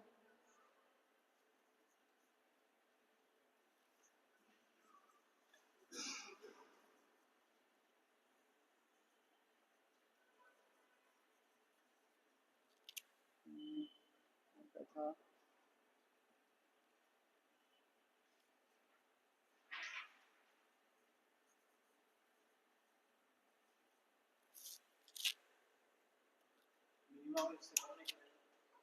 काम चल जाएगा सर, बहुत धीमा चलेगा काम। काम तो चल जाएगा, कोई दिक्कत नहीं है, लेकिन फिर धीमा चलेगा काम, वो फिर आपको भी मज़ा नहीं आएगा करने में, है ना। क्या प्रोग्राम चलना चाहिए तुरंत, ये रहता है। ये 8वें 9th जनरेशन से ऊपर हो तो बेहतर होगा। तो क्या होगा ना, अभी आप विजुअल स्टूडियो और एक्लिप्स दोनों लगाओगे ना जब, बहुत हैवी पड़ते हैं वो दोनों।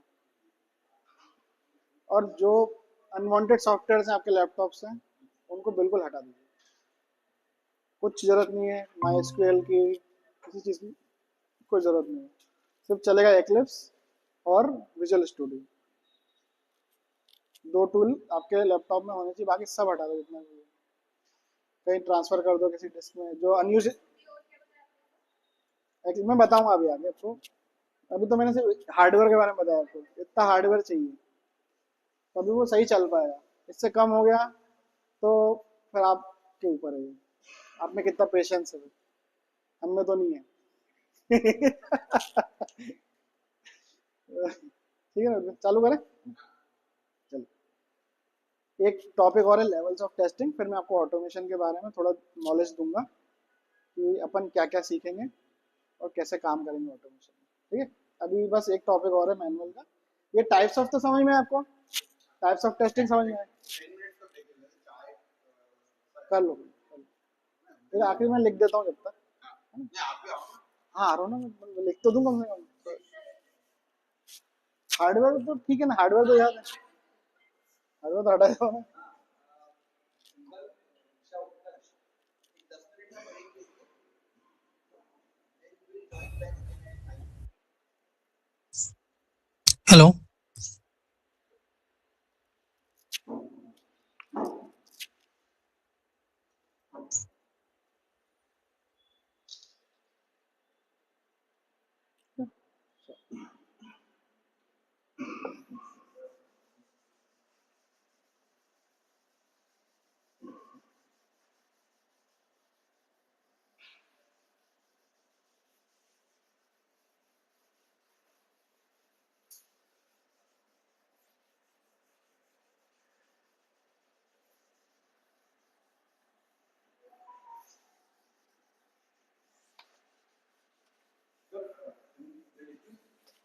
हाँ हो प्लीज।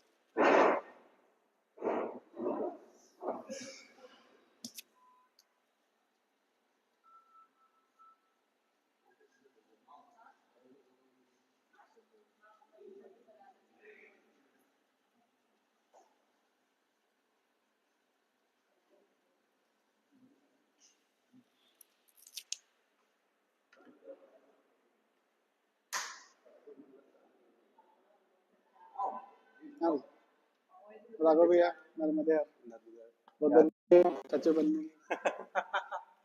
आप हो इस ग्रुप में? मैं देखता रहता हूँ और बोलता कुछ नहीं, बोलता कुछ नहीं।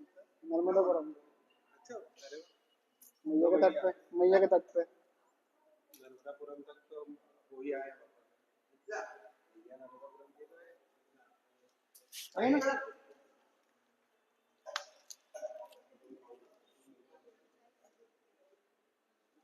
आइए बताइए गाने से भी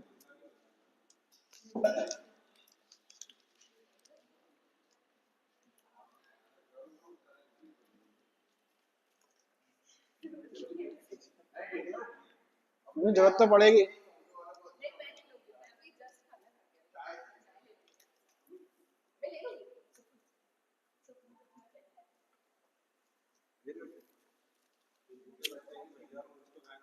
हम्म,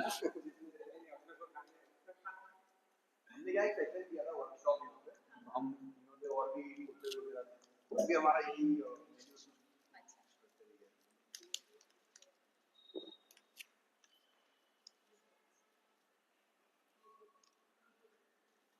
ये मेरी वाइफ है और ये आपकी तरफ से आईटी में काम करती थी और में 47 बिलियन में बड़े भाई के नीचे आयुष टीसीएस, आयुष टीसीएस। ये भी गौरव का स्टार्ट एल स्क्वायर नेटवर्क में काम करते हैं मैंने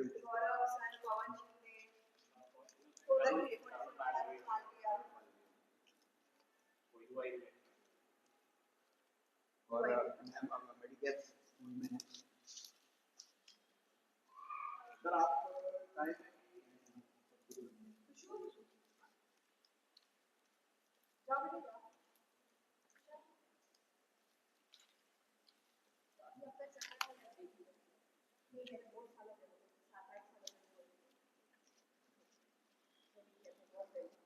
जब हम ये 47 बिलियन जब हमारी एक या दो हमारे करोड़ वालियों को बताएंगे ना तो हो जाता है हम लोग कितने 17 लोग थे। अभी तो 200 के समथिंग 17 लोग थे हम लोग जब स्टार्ट हुआ था तब भी मैंने ज्वाइन किया था अभी जब 200 छोड़ दिया था तब फिर धीरे जो वो एक और सर का क्या नाम है गौरव सर अमोल बैठे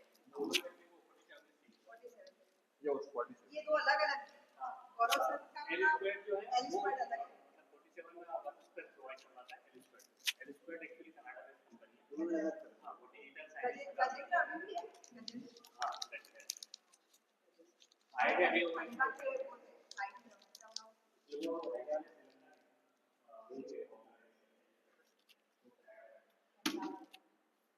आए थे हम लोगों से मिलने यहाँ पर मतलब मैं 10 साल बाद एक मंथ पहले गए अच्छा अभी जुलाई में तो हम लोग सबको हमको वो लोग दिखाई खाने घुमाने लेके गए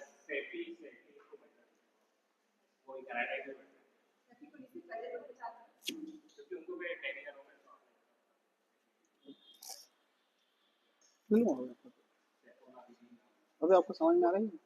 एक कप है ना, थोड़ा सा वो लूज हो जाता है, इसलिए मैंने थोड़ा दो दो रखे। मैं समझ गया था।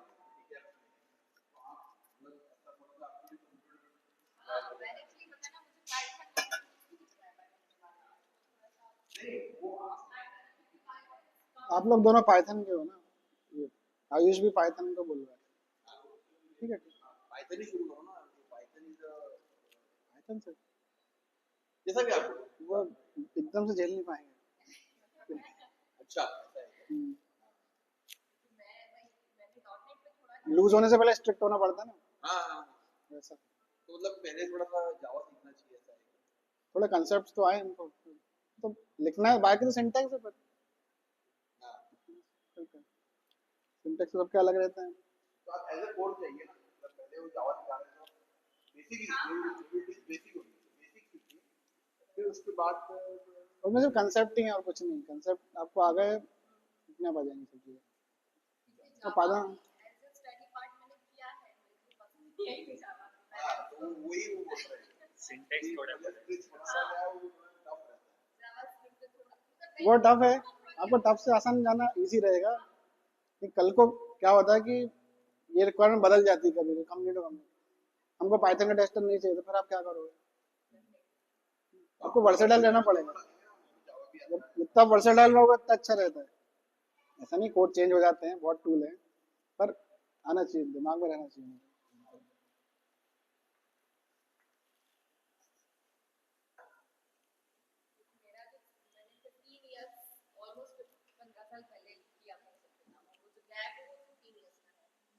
तो आप नहीं, उसको जीरो ही मान के चलिए। 15 साल तो दशक से पार हो गया। नहीं, पर करेंगे अपन। हाँ मैं आप लो ना, ये हमारे राघव बिंदोरी जी हैं, ये भी टेक लीड है बियॉन्ड की यहाँ पे एक कंपनी है, इसमें इनका 8 to 9 years का एक्सपीरियंस है और अभी ये एआई पे काम करते हैं, बट इन्होंने स्टार्ट टेस्टिंग से किया। He was a tester before in the starting, फिर साल भर 1.5 साल काम किया, फिर वही कंपनी में स्विच किया।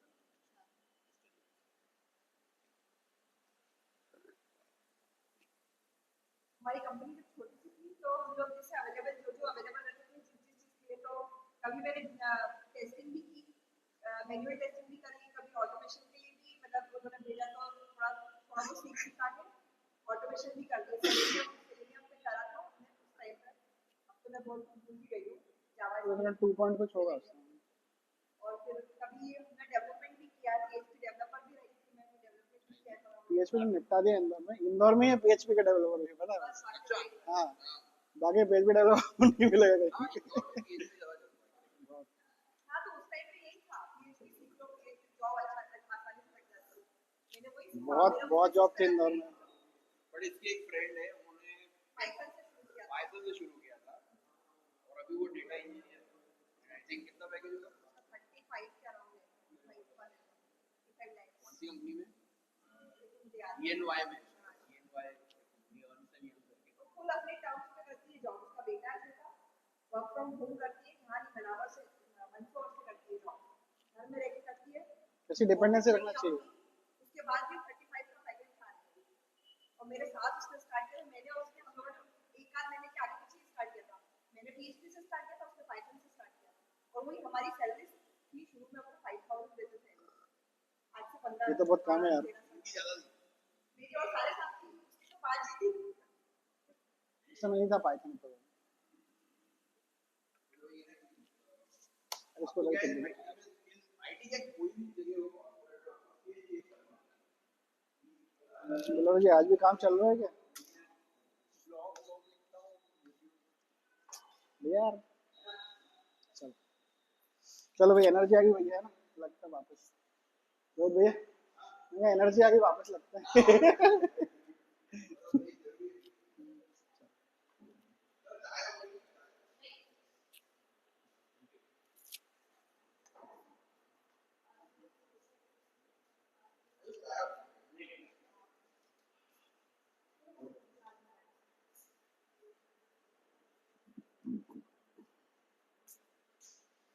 चलो, एक आखिरी कंसेप्ट है मैनुअल का जो आज है ना, लेवल्स ऑफ। अपने टाइप्स पढ़ लिया। हाँ, उसका म्यूट खोल लूँ। आई होप सो सबको आवाज़ आ रही हो मेरी। चैट में कंफर्म कर सकते हैं ओके बोल के।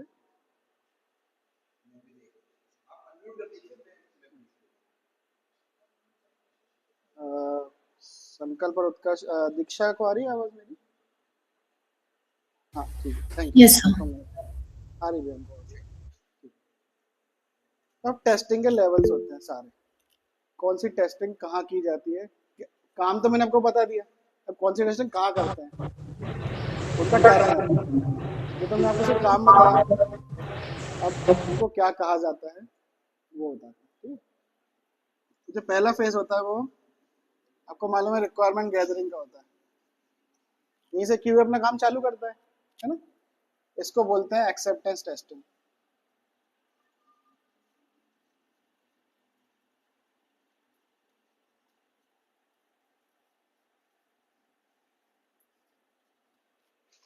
बीए और टेस्टर, इसमें कोई भी लिखाई पढ़ाई नहीं होती है। मैं क्रॉस से बता रहा हूँ, क्रॉस मतलब डॉक्यूमेंट नहीं बनेगा इसमें,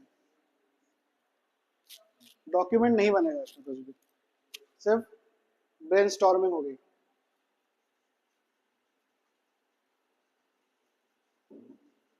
ब्रेनस्टॉर्मिंग बोलते हैं, इंस्पेक्शन या वॉक थ्रू भी बोलते हैं।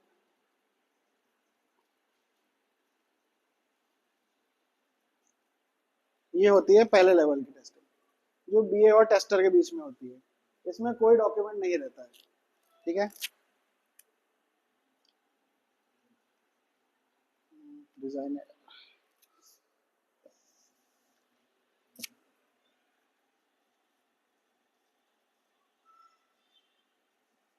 डिजाइन, इसमें दो टेस्टिंग होती है।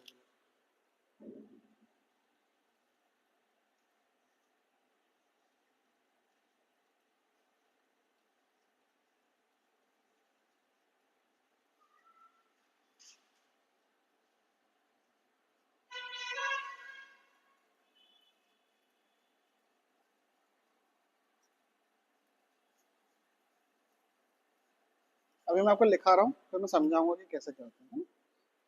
इसमें इसमें डॉक्यूमेंट होता है, इसमें भी होता है। ठीक है,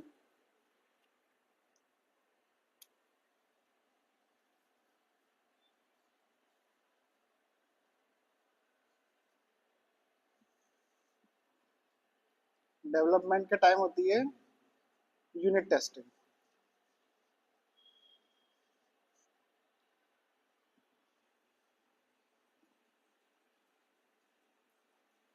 टेस्टिंग फेज में होती है quality assurance and quality control. ठीक है, और मेंटेनेंस।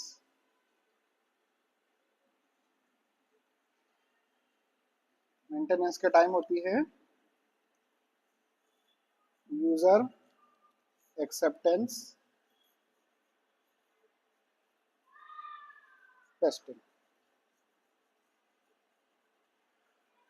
ये सवाल डायरेक्टली पूछे जाते हैं, कौन से फेज में कौन सी टेस्टिंग होती है। हाँ, डॉक्यूमेंट्स के बारे में, इसमें डॉक्यूमेंट अवेलेबल नहीं होता है, इनमें होता है, इसमें भी नहीं होता है। ठीक है, अब जब बीए ने रिक्वायरमेंट ली है, उसी समय उसके दिमाग में बैठ जाना चाहिए कि रिक्वायरमेंट्स क्या है और क्या टेस्ट करना है। डिजाइन के वक्त जब आर्किटेक्ट लिख रहा है, हालांकि ये एसी के पार्ट है, ये सब जो है ना ये एसी के पार्ट है, जितनी टेस्टिंग दिख रही है ये सब यहीं आती है। ये मैंने आपको बताया कि कौन से चरण में होती है सब यहीं पे है, लेकिन इनकी इनकी जो क्षमता जो जैसे हम जो मापते हैं वो यहाँ मापते हैं, हमेशा होती है इसी स्टेज पे आके, लेकिन चालू यहाँ से होती है। ठीक है, सिस्टम्स टेस्टिंग का मतलब होता है जैसे अमेज़न की जो वेबसाइट है उसका पूरा flow end to end, end to end, IT में उसको E2E लिखते हैं, end to end, end to end flow का जो टेस्ट है, मतलब मेरे अमेजोन की ऐप खोलने से लेके अमेजोन की ऐप बंद करने तक का जो फ्लो है वो सिस्टम टेस्टिंग में आता है, वो भी यही करते हैं। लेकिन इसके लेवल की टेस्टिंग है, ये डिजाइन लेवल की टेस्टिंग है, इसलिए टेस्टिंग लेवल्स लिखा है, टाइप्स ऑफ टेस्टिंग नहीं लिखा। ठीक है, इस लेवल पे हम टेस्ट कर रहे हैं, इसलिए उसका नाम सिस्टम टेस्टिंग है। यही टेस्टिंग डेवलपमेंट के लेवल पे होती तो यूनिट टेस्टिंग होती। अब ये बिल्कुल फ्लो टू पूरा फ्लो चेक करने के लिए जो टेस्टिंग है वो सिस्टम टेस्टिंग कहलाती है। ठीक है, लेकिन अब इंटीग्रेशन टेस्टिंग क्या है फिर? अगर ये यही चेक कर ले रहे हैं पूरा, तो फिर इनकी क्या जरूरत है? ये सबका काम है अपने में, ये पूरे फ्लो को चेक करने के लिए की जाती है सिस्टम टेस्टिंग। इंटीग्रेशन टेस्टिंग जैसा मैंने आपको बताया, एक कंपोनेंट है, दूसरा है, तीसरा है, चौथा है, पांचवा है। अब एक फ्लो तो हमने पूरा चेक कर लिया, ये वाला, ये पूरा चेक हो गया किसमें? सिस्टम टेस्टिंग में। लेकिन इंटीग्रेशन में कैसे चेक होता है? ये इससे बात कर रहा है कि नहीं, ये इससे बात कर रहा है कि नहीं, फिर ये इससे बात कर रहा है कि नहीं, फिर ये इससे बात कर पा रहा है कि नहीं, ये इंटीग्रेशन टेस्टिंग होती है। आपस में सारे मॉड्यूल एक साथ जोड़ के आपस में कैसे कम्युनिकेट कर रहे हैं, उसकी टेस्टिंग इंटीग्रेशन टेस्टिंग कहलाती है। ये भी डिजाइन लेवल की टेस्टिंग है, लेकिन इसके अंदर आती है, सिस्टम टेस्टिंग के अंदर आती है इंटीग्रेशन टेस्टिंग। इसको एसआईटी बोलते हैं और इसको आईटी बोलते हैं सर। ठीक है, ये समझ में आई? अब तीसरा लेवल आता है डेवलपमेंट का। तो डेवलपमेंट के टाइम जो टेस्टिंग की जाती है उसको बोलते हैं यूनिट टेस्टिंग। ये जनरली डेवलपर करते हैं, इसको टेस्टर नहीं करते, क्योंकि वो ऑलरेडी इतना काम कर रहा था, अब ये भी करेगा। ये टेस्टिंग डेवलपर द्वारा की जाती है, छोटी सी रहती है बहुत। जो जो मॉड्यूल इसको बनाने को बोला है, जो छोटा सा हिस्सा बनाने को बोला है, उस छोटे से हिस्से की टेस्टिंग यूनिट टेस्टिंग कहलाती है। और ये कोडिंग लेवल की टेस्टिंग होती है। ये मैनुअल ये ये मैनुअल लेवल की टेस्टिंग नहीं होती, इसमें कोडिंग करके टेस्टिंग की जाती है। जावा में हो, पाइथन में हो, जिसमें भी डेवलपर हो, उसके थ्रू टेस्टिंग होती है। फिर जब हमारा फेज आता है टेस्टिंग फेज, जो क्यूए और क्यूसी, जिसमें हम टेस्ट केस एग्जीक्यूट करते हैं, ये टेस्टिंग फेज की टेस्टिंग हो गई, quality assurance and quality control. ठीक है, और लास्ट में आता है मेंटेनेंस। मेंटेनेंस में या फिर डिप्लॉयमेंट भी कह लो इसको, जब हमने एप्लीकेशन बाहर भेज दी हो, डिप्लॉय करती हो, तब जो टेस्टिंग की जाती है उसको यूजर एक्सेप्टेंस टेस्टिंग बोलते हैं। ये टेस्टर नहीं करते, ये असली कस्टमर टेस्ट करता है, क्लाइंट, जिसके लिए हम एप्लीकेशन बना रहे हैं। उसको अल्टीमेटली उसको सेटिस्फेक्शन होना चाहिए ना कि जो मैंने बोला था वही बना है, इतनी मेहनत क्यों की जा रही है, हाँ? तो ये टेस्टिंग आखिरी में होती है जो कस्टमर करता है। तो एक तो टेस्टर पहले तो ये करते हैं, ये करते हैं, ये करते हैं, और ये आखिरी में ये करते हैं। बाकी ये दो टेस्टिंग, यूनिट टेस्टिंग और यूजर एक्सेप्टेंस टेस्टिंग, कस्टमर से और डेवलपर से की जाती है। ये इसके चरण है, ये क्वेश्चन डायरेक्ट पूछते हैं, और इसी पे ही सारे फ्लो बने, सारे मॉडल्स, वाटरफॉल मॉडल हो गया, एजाइल हो गया, वी मॉडल हो गया, ये सब इसी के थ्रू बने। वो उस पर आएंगे अपन, आज इतना है मैनुअल। ठीक है, इतना आपको समझ में है? इसमें कोई डाउट है? टेस्टिंग के जो टाइप्स है उसमें कोई डाउट है? कौन किससे बात कर रहा है उसमें कोई डाउट है ना? अगर आज डाउट नहीं है तो आप पहले पढ़ लेना उसको, जो डाउट है उनको आप नेक्स्ट सेशन में पूछ लेना।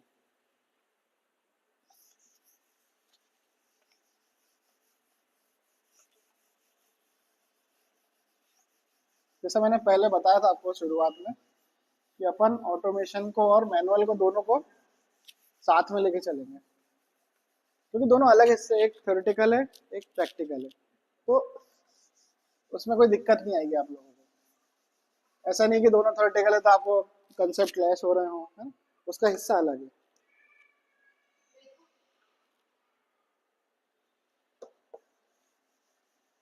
अ,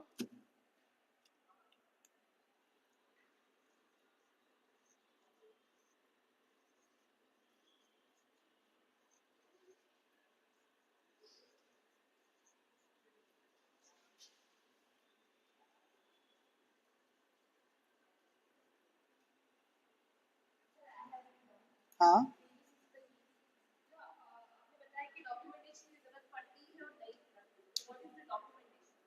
जब एक्सेप्टेंस पे थी ना, एक्सेप्टेंस टेस्टिंग, उस समय कोई डॉक्यूमेंट नहीं बनता, वो लिखता नहीं वो कोई लिखा पढ़ी नहीं होती उस समय, वो टेस्ट केस नहीं बनाता उस समय।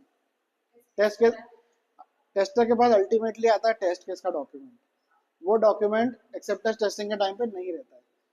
लेकिन जब वो सिस्टम टेस्टिंग करता है, इंटीग्रेशन टेस्टिंग करता है, तब पूरे टेस्ट केस उसके पास 1 2 3 करके लिखे होते हैं हर चीज के, वो टेस्टिंग करता है। हाँ, टेस्ट केस के डॉक्यूमेंट है, इसलिए मैं इसको नेक्स्ट सेशन में पढ़ाऊंगा आपको, टेस्ट केस कैसे लिखते हैं, टेस्ट केस का डॉक्यूमेंट कैसे बनता है, प्रारूप उसका कैसा होता है असल में, आपको वो याद करना होगा, है ना। अभी अपन इस पे आ रहे हैं ऑटोमेशन टेस्ट। अब आप उसको थोड़ी देर के लिए भूल जाइए, मैनुअल बंद हो गया है ना। और हाउ, एक आदमी के जीवन में 4 ही क्वेश्चन है देखा जाए तो, किसी भी टॉपिक के अगर आपको कोई प्रॉब्लम सॉल्व करनी है, ये जिसने लिख लिया कॉपी पे उसकी आधी प्रॉब्लम ही सॉल्व हो जाती है ना। तो पहले तो व्हाट व्हाट तो हमको मालूम ही है कि हमको ऑटोमेशन टेस्टिंग करना है। अब क्यों करना है, ऐसी क्या जरूरत पड़ेगी, क्या आफत आ गई कि हमको ये करना पड़ रहा है। तो अब क्या होता है कि टेस्टिंग की साइकिल होती है, टेस्टिंग की साइकिल जैसे मान लो कि अब 1 महीने में, अब कोई सॉफ्टवेयर बना हुआ है पहले से, जरूरी नहीं कि हर बार नया ही आए, कोई सॉफ्टवेयर बने रहते हैं। ये 4 मॉड्यूल बने हुए हैं, मॉड्यूल मतलब छोटा सा हिस्सा या फिर एक फीचर, कोई भी छोटी सी यूनिट को मॉड्यूल बोलते हैं। ये सब आपस में जुड़े हुए हैं और ये जुड़ा हुआ है इससे। अब ये एप्लीकेशन तो बनी हुई है, आप जब आपने जो कंपनी ज्वाइन करी तब भी ये बनी हुई थी, छोड़ दोगे तब भी ये बनी हुई है, तो आपका काम क्या है। अब इस पे आपके जो सीनियर टेस्टर है जो आपका, उसने 100 टेस्ट केस लिख के रखे पहले से, जब आपके आने के पहले एप्लीकेशन बनी थी। आप जब आए आपने उसमें 50 और जोड़ दिए, आपने दिमाग चला गया अपना कि मैं ये 100 भी टेस्ट करना है, 50 भी टेस्ट करना है। अब टोटल कितने हो गए, ये 150 हो गए।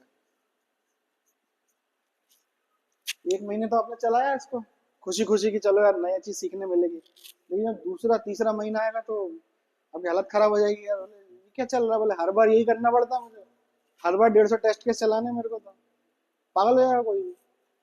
इसलिए इसकी जरूरत पड़ी, क्योंकि ये टेस्ट केस को हमको रिपीट करना है हर बार।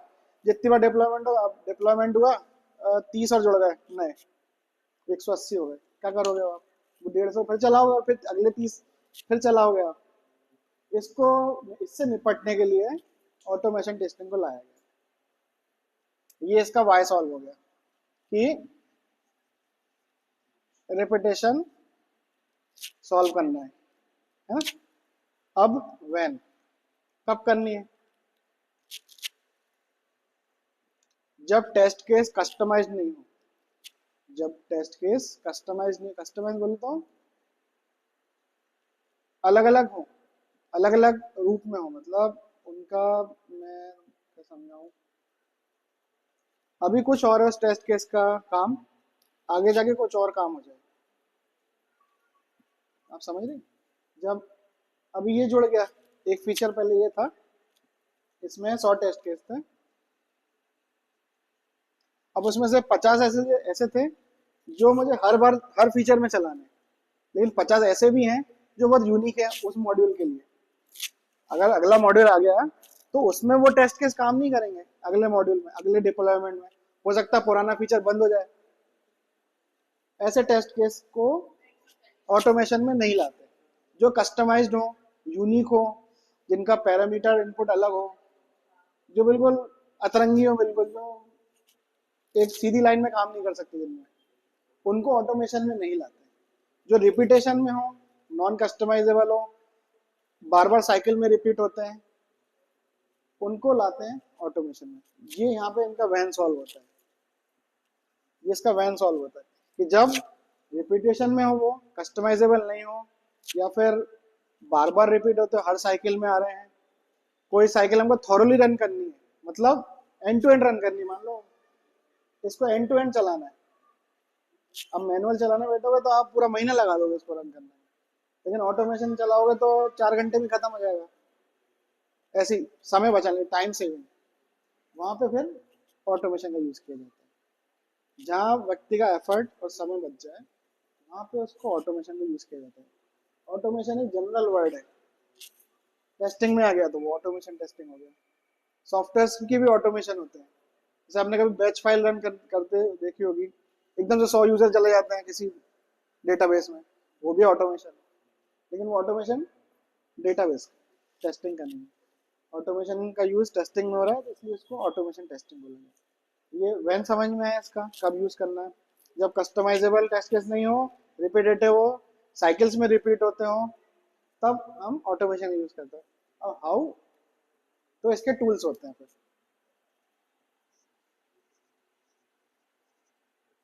टेस्टिंग के टूल्स होते हैं। अब इसमें भी बाइफर्केशन आ गया आजकल। पहले तो एक ही टाइप था, अब दो आ गए हैं। अब एक तो एआई बेस्ड आ गए हैं और एक नॉन एआई बेस्ड आ गए हैं। एआई बेस्ड है, मतलब एआई पे नहीं बने हैं, एआई का इस्तेमाल करते हैं। एआई से नहीं बने हैं, एआई का इस्तेमाल करते हैं। खुद एआई नहीं है यहाँ पर अपने आप में। जैसे एआई बेस्ड में जैसे आ गया ब्राउजर स्टैक, मेबल आ गया, टेस्ट रिगोर आ गया। ये सब कुछ एआई बेस्ड टेस्ट टूल है जो अभी मार्केट में है और बहुत पॉपुलर है। नॉन एआई बेस्ड में हमारा हाथी, सेलेनियम, फिर जैसे प्ले राइट हो गया, और कोई अंत ही नहीं है इनका, बहुत सारे। लेकिन जो दो चल रहे हैं वो ये, इसका तीसरा नहीं है, इनका तीसरा नहीं है, यही दो चलते हैं और मेरे ख्याल से आगे अंत तक चलते ही रहेंगे। ये बहुत वास्ट है इनका काम, बहुत स्केलेबल है, आराम से काम कर सकते हैं। थर्ड पार्टी का इनमें इन्वॉल्व कर सकते हैं इनको। ये लोग क्या करते हैं, जैसे मेबल है ना, मेबल में कैसा है कि मैंने बस इसको बोल दिया कि एक लॉगिन का सिनेरियो दे रहा हूँ मैं आपको, टेस्ट सिनेरियो कि लॉगिन का सिनेरियो, आप उसके टेस्ट केस लिख दो तो वो टेस्ट केस लिख देगा यहाँ पे पूरा, एक दो तीन। आपको हाथ से लिखने की जरूरत नहीं पड़ेगी। पहले हाथ से लिखते थे हम लोग, अब अपने भी लिख देता है वो। इसमें आपका दिमाग खराब हो जाता है पूरा, कि आपने सोचने की क्षमता नहीं है। इसलिए इनको कभी भी यूज नहीं करना। बहुत अड़ जाए कि वक्त नहीं है, फटाक से करना है, तो इनको यूज करो।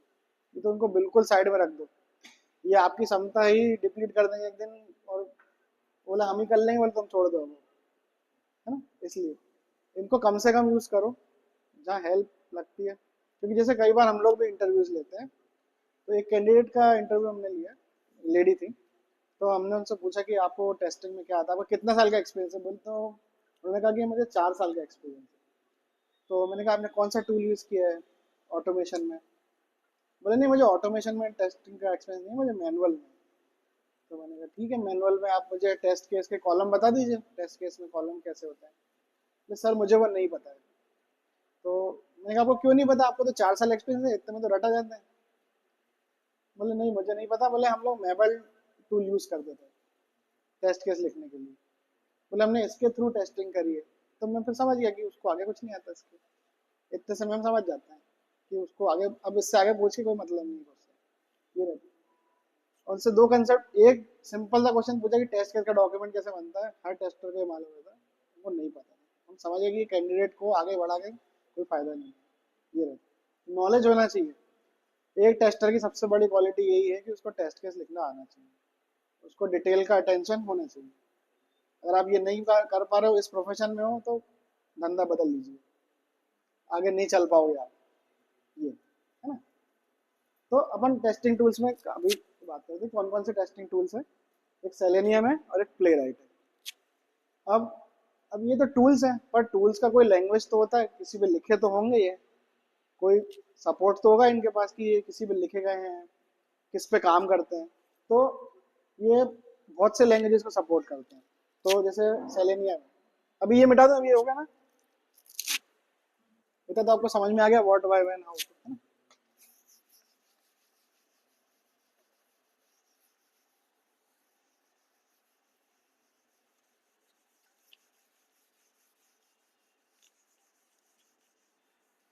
और नेक्स्ट क्लास ऑनवर्ड्स आप लोग लैपटॉप लाएंगे अपना, जो भी लैपटॉप जिसके पास जो है वो लेके आएंगे, है ना।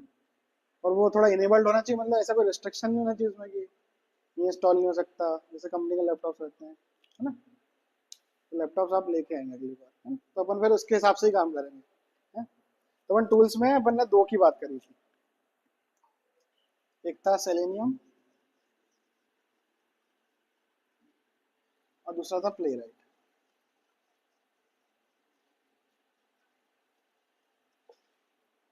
सेलेनियम कैसा है, ओल्ड है थोड़ा, बहुत पुराना टूल है, और ये नया टूल है।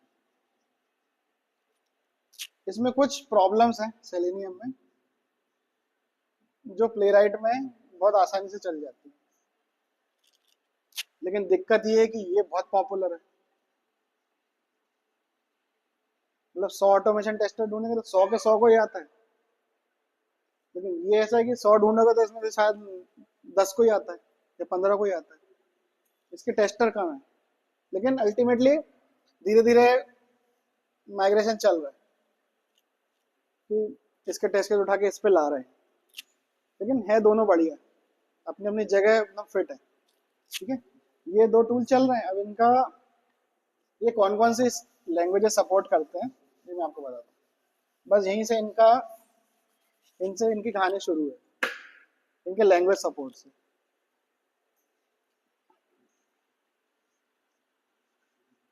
हाथी के पास बड़ा हाथी भी है, जावा।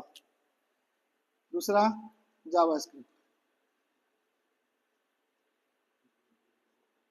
तीसरा पाइथन, रूबी, और भी हैं 2-3। प्लेराइट के पास भी एग्जैक्टली यही सपोर्ट है।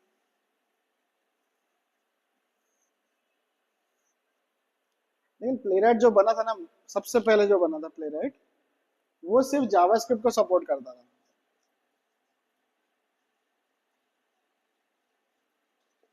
ये पहला, जब पहले बना था, सबसे पहले जब इंट्रोडक्शन हुआ था इसका मार्केट में, तो ये प्लेराइट जेएस के नाम से आता था।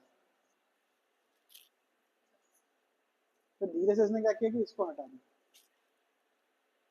क्योंकि एडवांटेज उसके अलग है, बहुत बहुत एडवांटेज है उसके। धीरे से उसने उसको इस पे ले आया।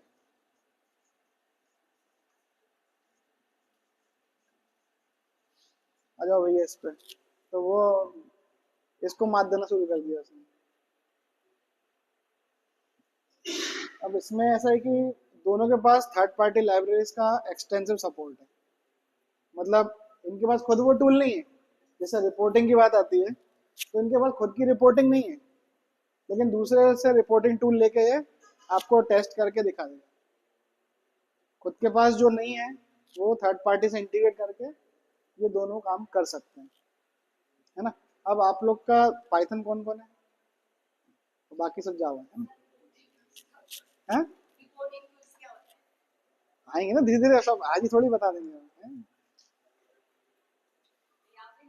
उसके थर्ड पार्टी टूल्स बता ना, ये थर्ड पार्टी टूल से कोई इंटीग्रेशन चाहिए तो दोनों दे सकते हैं, है ना।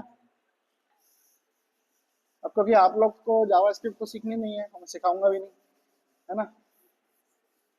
तो 2 लैंग्वेज पे चलेगा। तो मैंने सिलेबस जो क्यूरेट किया था वो मैंने किया था जावा एंड सेलेनियम का, लेकिन रिक्वायरमेंट प्लेराइट की भी है और पाइथन की, तो अपन उसको साथ में लेके चलेंगे, है ना।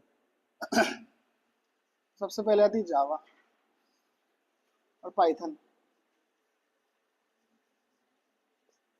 ये दोनों बहुत पुरानी लैंग्वेज है, ऑलमोस्ट 90s की लैंग्वेज है। ये 92 की है और ये 90 की है, इतनी पुरानी लैंग्वेज है। लेकिन जावा 8 आया, फिर 17 आया, फिर 21 आया, 25 और 26, ये इसका वर्जन का धीरे धीरे अपडेट हुआ है। पाइथन का तो 3.1 से शुरू हुआ था, तो आज 3.14 पे आई है, इसका लेटेस्ट वर्जन स्टेबल। ये जावा 25 इसका लेटेस्ट स्टेबल रिलीज है, ये आपको इंस्टॉल करना है। जिसको जावा करनी है वो जावा इंस्टॉल करेगा, जिसको पाइथन करनी है वो पाइथन इंस्टॉल करेगा। ये आपका पहला टास्क है, ठीक। अब बात आती है आईडी की। आईडी मतलब इंटीग्रेटेड डेवलपमेंट एनवायरनमेंट, जिसमें हम प्रोग्रामिंग करते हैं। आप प्रोग्राम कहाँ लिखोगे, नोटपैड में तो नहीं लिखते हैं, लिखते थे पहले किसी जमाने में, अब नहीं लिखते, है ना। तो ये आईडी टूल्स हैं। तो सबसे पहले तो आपको जो जावा है उनको जेडीके 21 या फिर जेडीके 25 आप इंस्टॉल कीजिए। कहाँ से करेंगे, ओरेकल की वेबसाइट है, डायरेक्ट टाइप करेंगे जेडीके 25 डाउनलोड, वो सीधा वहीं लेके जाता है, ठीक है। पाइथन में आपको इंस्टॉल करना है 3.14,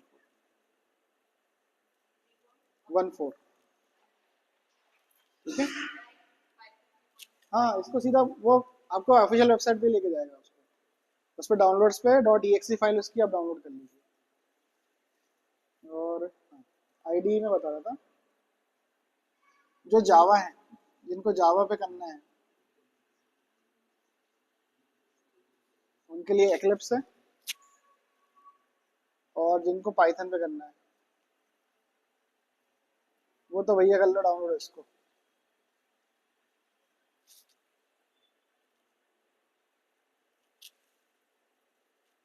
ठीक है, इतना आपको करना है। अब बचे 5 मिनट, तो 5 मिनट में आपको मैं जावा के बारे में पढ़ाऊंगा। ये इसमें किसी को कोई डाउट है, अभी भाई कोई डाउट है, सब समझ में आ रहा है बराबर। ये लिख लिया, ये आपको करना है, डाउनलोड करके रखना है, आपका इंस्टॉल करके रखना है आपके पास, है ना सर, ठीक है।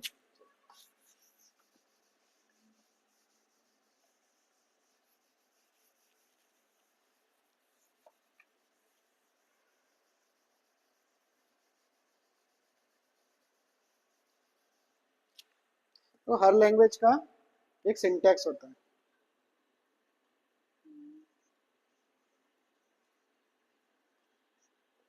सिंटैक्स का अगर अपन सिंपल सा अर्थ समझें तो उसको कैसे लिखा जाता है, इसका मतलब होता है सिंटैक्स। हर लैंग्वेज का सिंटैक्स अलग होता है, पाइथन का अलग होगा, जावा का अलग होगा, सी का अलग होगा, C++ का अलग होगा, C# का अलग होगा, सबके सिंटैक्स अलग होते हैं। लेकिन उनका काम तो हमारा एक ही है। हमारा काम क्या, टेस्टिंग करना है। हमारा मुख्य फोकस उस पर होना चाहिए, ना कि सिंटैक्स के ऊपर। सिंटैक्स तो आपको आ जाएगा, धीरे धीरे लिखोगे आप तो समझ में आता जाएगा। लेकिन हम असल में क्या कर रहे हैं कि हम टेस्टिंग कर रहे हैं ऑटोमेशन की, है ना। ये अपने दिमाग में हमेशा रखना है। तो अब हम थोड़ा जावा और पाइथन के बारे में समझते हैं कि क्या क्या है। जो जावा पढ़ना चाहते हैं वो अपना जावा के लिए दिमाग खुला रखेंगे, और जो पाइथन पढ़ना चाहते हैं वो पाइथन के लिए रखेंगे। जावा का आदमी पाइथन के बारे में नहीं सोचेगा, और पाइथन का आदमी जावा के बारे में नहीं सोचेगा, क्योंकि फिर क्या होगा, फिर बनेगी खिचड़ी, और वो फिर आपको कुछ भी समझ नहीं आएगा। फिर उसमें मैं भी आपकी हेल्प नहीं कर पाऊंगा। मैं बता रहा हूँ ना भाई, आपको खुद ही समझ में आएगा। अभी मैंने एक डिफरेंशिएशन लिखा है, सिंटैक्स। सिंटैक्स इसका स्ट्रिक्ट है।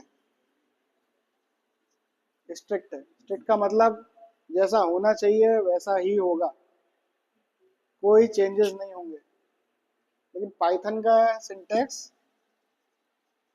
लूज है, ठीक है।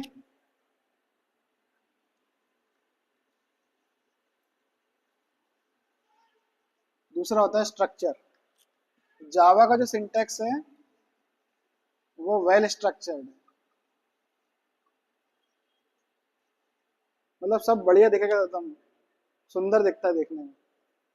पाइथन का इंडेंटेशन बेस्ड है।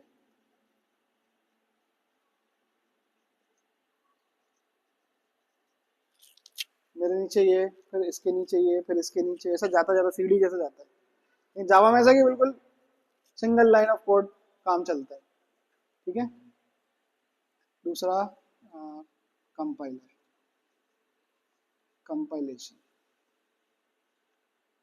कंपाइलेशन मतलब जो हमने कोड लिखा है, जिस भी लैंग्वेज में लिखा है, उसको मशीन कोड में तब्दील करना और आउटपुट लेना, उसको कंपाइलेशन बोलते हैं। हर लैंग्वेज का अपना कंपाइलर होता है। कुछ कुछ कोड ऐसा भी तो जो उस कोड को समझे और आपको आउटपुट दे। आपको तो आउटपुट चाहिए, आपको क्या करना है, क्या क्या चल रहा है क्या नहीं। आपने कहा ये लिखा है मैंने, मेरे को तो ये चाहिए, सिंपल भाषा में। कंपाइलर का काम यही है कि सोर्स कोड को मशीन कोड में बदल देना। इनपुट आउटपुट, ये इसका काम है। अब जावा में जो कंपाइल जावा में जो कंपाइलर है वो कैसा है? सोर्स कोड, फिर बाइट कोड, और फिर मशीन कोड। ठीक है। तो पाइथन में कंपाइलर नहीं है, पाइथन का अपने पास कंपाइलर नहीं है। पाइथन के पास है इंटरप्रेटर। इंटरप्रेटर का काम क्या है?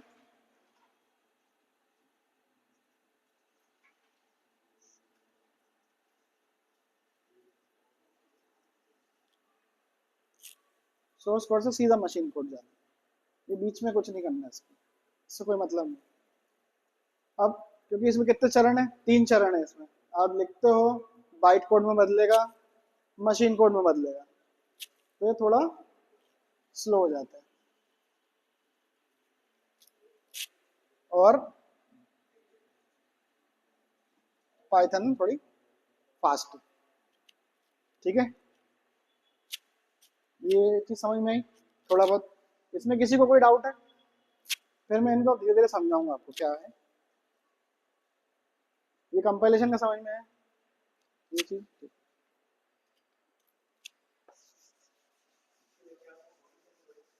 हाँ, कोडिंग तो करनी पड़ेगी, उसका कोई ऑप्शन नहीं है।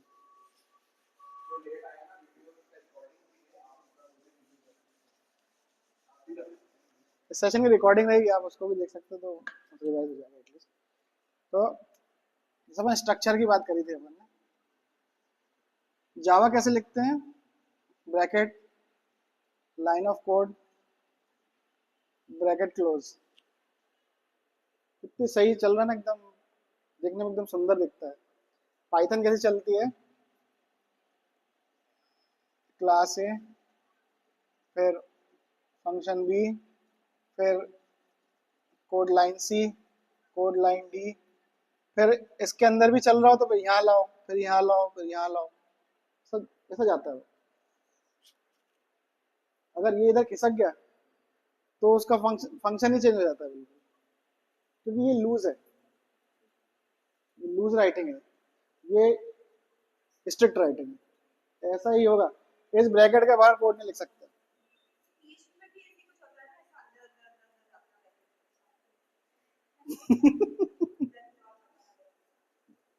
कोई आइडिया नहीं मालूम, के अंदर ब्रैकेट्स, उसके अंदर ब्रैकेट्स। वो ये हो सकता है। ये लूज राइटिंग बोलते हैं इसको। इसमें आपको दिखेगा नहीं कि किसके अंदर क्या लिख रहे हो आप। ये लाइन अलग है, ये लाइन अलग है, ये लाइन अलग है, ये लाइन अलग है, दिखते यार। अब इंडेंटेशन चेंज होता जा रहा है, अलग अलग लाइन में शिफ्ट होते जा रहा है। लेकिन जावा में आप इसको यहाँ भी लिख दोगे, कोई फर्क नहीं पड़ना उससे, क्योंकि अल्टीमेटली वो इस ब्लॉक में सिक्योर है। इसमें कोई ब्लॉक नहीं है। इसमें तो इधर किसका जरा सा कि वो चेंज हो जाएगा सब काम, उसका तुरंत एरर दे देगा आपको कि आपने ये लाइन इसमें मैच नहीं कर रही आर्गुमेंट से। ये लूज राइटिंग होती है। इसको पाइथन में लिखना हो बिल्कुल लिख सकता है, अच्छा है।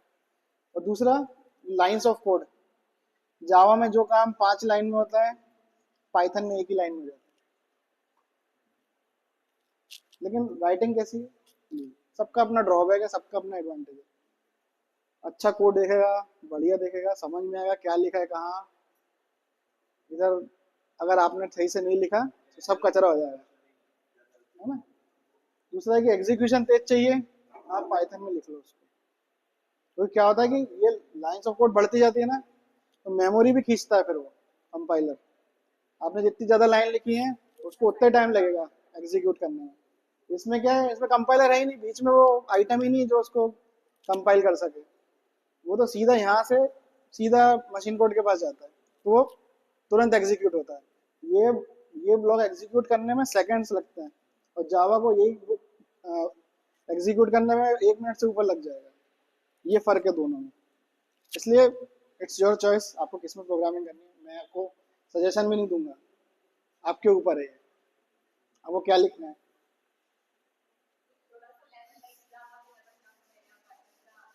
मैंने आपको अभी बताया ये स्ट्रिक्ट है, लेवल टफ है, लेवल जावा। जावा का एडवांटेज जावा का ये एडवांटेज है कि जितने भी सिस्टम्स चल रहे हैं आज के जो ज़माने में, 90% आर ऑन जावा, 10% पाइथन पे चल रहा है। कि वो तो अभी आई है, आई तो पुरानी थी पर यूज़ नहीं होना शुरू नहीं हुआ था जब वो। लेकिन जो एआई सिस्टम्स है, जो एआई की जो सिस्टम है, उसके लिए आप पाइथन सीख लो, वो मस्ट है। क्योंकि क्या होता है कि जावा की जो लाइब्रेरीज हैं बहुत हैवी हैं, और इसको लगती है बहुत मेमोरी, एआई को बहुत मेमोरी लगती है एग्जीक्यूशन में। तो वो जावा में लिखना, जावा सपोर्ट तो कर देती, पर वो जैसे कहते हैं ना, आप अपने घर को बेहतर जानते हो किसी बाहर वाले से, बस वैसे पाइथन एआई को बहुत अच्छे से समझती है। कम लाइंस में काम होता है, मेमोरी भी कम खाती है। अब मान लीजिए 4 GB की रैम 10 लाइन्स खा, पाइथन की 10 लाइन खा रही है, जावा की 20 लाइन लिखनी पड़ेगी आपको उसी काम के लिए। तो प्रोग्राम बड़ा हो जाएगा, आपको लिखना ज़्यादा पड़ेगा, काम वही हो रहा है ना। ये दिक्कत है। तो ऐसा नहीं है कि जावा खराब है और पाइथन अच्छी है, सबका अपना काम है, कौन सी कहाँ लग जाएगी। तो जावा का सिस्टम है, आप उसमें पाइथन लिख रहे हो, क्या मतलब है। उसको जावा से ही हैंडल करो। वेब, जैसे वेब डिज़ाइन है, तो वेब में पाइथन का कोई मतलब नहीं है, अनटिल अनलेस उसका बैकएंड पाइथन पे लिखा हो, उसका बैकएंड जावा पे लिखा है। कई के जैसे फ्रंट एंड एंगुलर पे लिखे हैं, बैकएंड जावा पे पूरा। तो इट्स अप टू यू कि आपको कौन सा चूज करना है। मार्केट्स में जॉब की कोई कमी नहीं है, कहते हैं ना मार्केट डाउन है, मार्केट कोई कमी नहीं है, काम करने वाली कमी है। पहले तो काम नहीं था, अब काम है तो काम का आदमी नहीं है, ये है। तो ये एक ओवरव्यू है जावा और पाइथन का, ये उनके डिफरेंशिएशन है। इसका मैं डॉक्यूमेंट भी आपको दे दूंगा, उसमें आप पढ़ के उसको और बेहतर समझ पाओगे, लेकिन उसका ओवरव्यू यही है। आपको एक समरी में दे देता हूँ। अपन ने लेवल्स ऑफ टेस्टिंग पढ़ ली, टाइप्स ऑफ टेस्टिंग पढ़ ली, अपन ने इंटरेक्शंस पढ़ लिए, इसके बीच में क्या होते हैं, डॉक्यूमेंटेशंस पढ़ लिए, कौन सा डॉक्यूमेंट बनता है कौन सा नहीं बनता है। उसके बाद ऑटोमेशन में जो इंस्टॉलेशन है, वो आपको कौन से इंस्टॉलेशन करने हैं, और दूसरा क्या बोलते हैं, इनका जो डिफरेंशिएशन है जावा और पाइथन का, वो, और प्ले राइट और सेलेनियम का डिफरेंशिएशन, ये हमने इतना आज पढ़ा है। अब कल मैं आपको बता दे रहा हूँ कल अपन क्या करेंगे।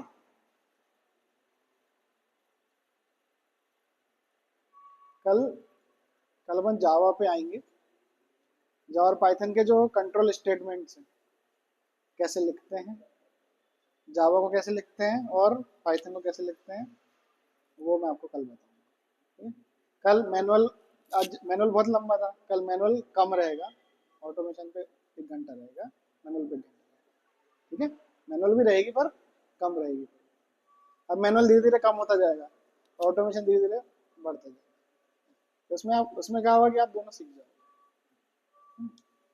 चलिए आज का सेशन की समाप्ति, नर्मदे यार, जीवन भर।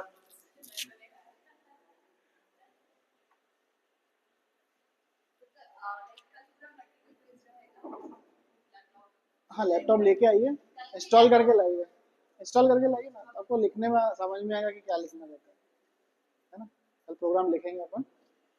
और ये जो बैच है, इस बैच का जो मुख्य उद्देश्य ये है कि आपको जॉब रेडी करना है। ये इतना शॉर्ट टर्म का प्रोग्राम इसीलिए है कि आपको कम टाइम में आप जॉब रेडी हो पाए, आंसर्स कर पाए, जो क्वेश्चंस पूछते हैं समझ पाए चीज़ों को, क्योंकि करने को तो ये जो कोर्स है ये 1 साल भी जा सकता है, लेकिन इतना समय तो नहीं है अपने पास, है ना।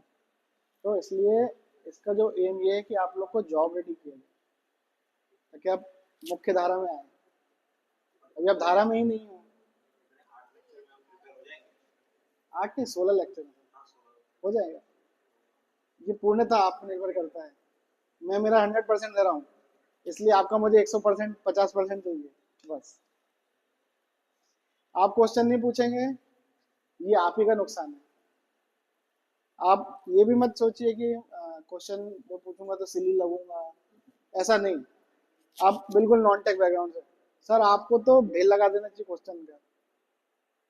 चल रहा है ये, आपने कैसे बोल दिया कि ये ऐसा चल रहा है, क्यों चल रहा है, यही क्यों लिखा है, ये और कुछ नहीं लिख सकते इसके अलावा।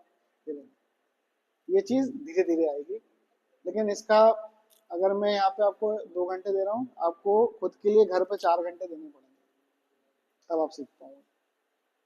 जैसे जो मैं आपको पढ़ा, जैसे मैंने आपको लेवल्स ऑफ टेस्टिंग पढ़ा है, अब एक बार घर पे खुद भी जाके देखिए उसका डेफिनेशन देखिए, क्या क्वेश्चन बन सकता है उस पर, बस। क्योंकि आप फ्रेशर सेंट्री हैं सारे, आयुष को छोड़ के, है ना। तो आप लोग को थोड़ी एफर्ट अपने साइड से लगाना पड़ेगा, तभी सही काम होगा। मैंने जैसा कहा कि नौकरियां बहुत हैं, ऐसा नहीं है कि मार्केट में जॉब नहीं है क्यूए का, या फिर एआई जॉब ले लेगी क्यूए का, ऐसा भी नहीं है ना। ऐसा बिल्कुल मत सोचना कि एआई आ जाएगा तो जॉब चली जाएगी क्यूए की, वो कहीं नहीं जानी है, वो वहीं रहेगी जहाँ है। एआई में मैंने बताया एआई बेस्ड है, एआई के ऊपर एआई नहीं कर सकता वो काम। एआई आपको 100 में से 10 फॉल्ट ढूंढ सकता है, आदमी 40 ढूंढ लेता है, ये है ना। चलिए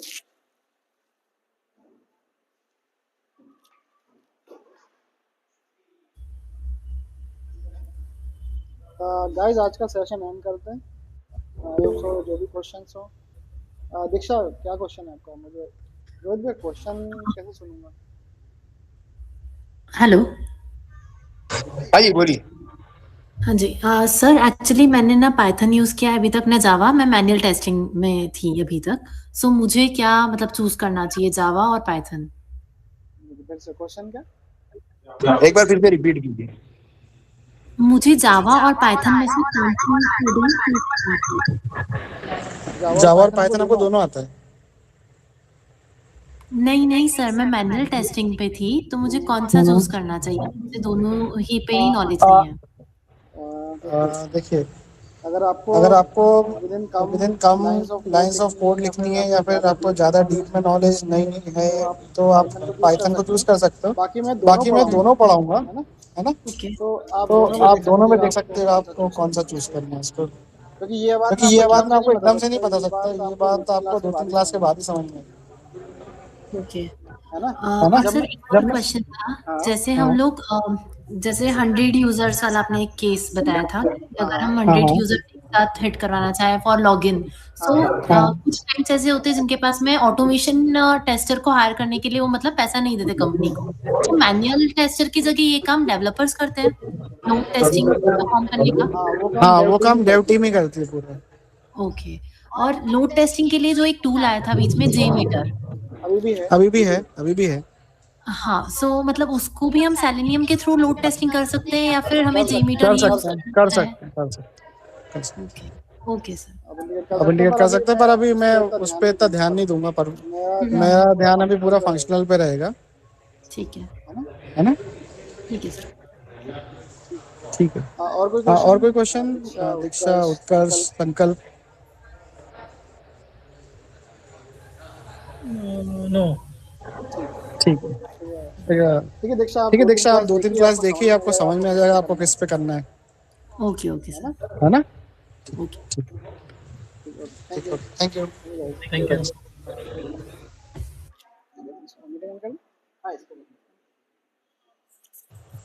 ठीक है, थैंक यू। आज का सेशन खत्म हो गया। जो भी साउंड ब्लर या स्क्रीन ब्लर है ना, उसके लिए हम एक कनेक्टर लगाएंगे और वाईफाई की स्पीड और अच्छी हो जाएगी, तो कल से एकदम और क्लियर हो जाएगा। Thank you all.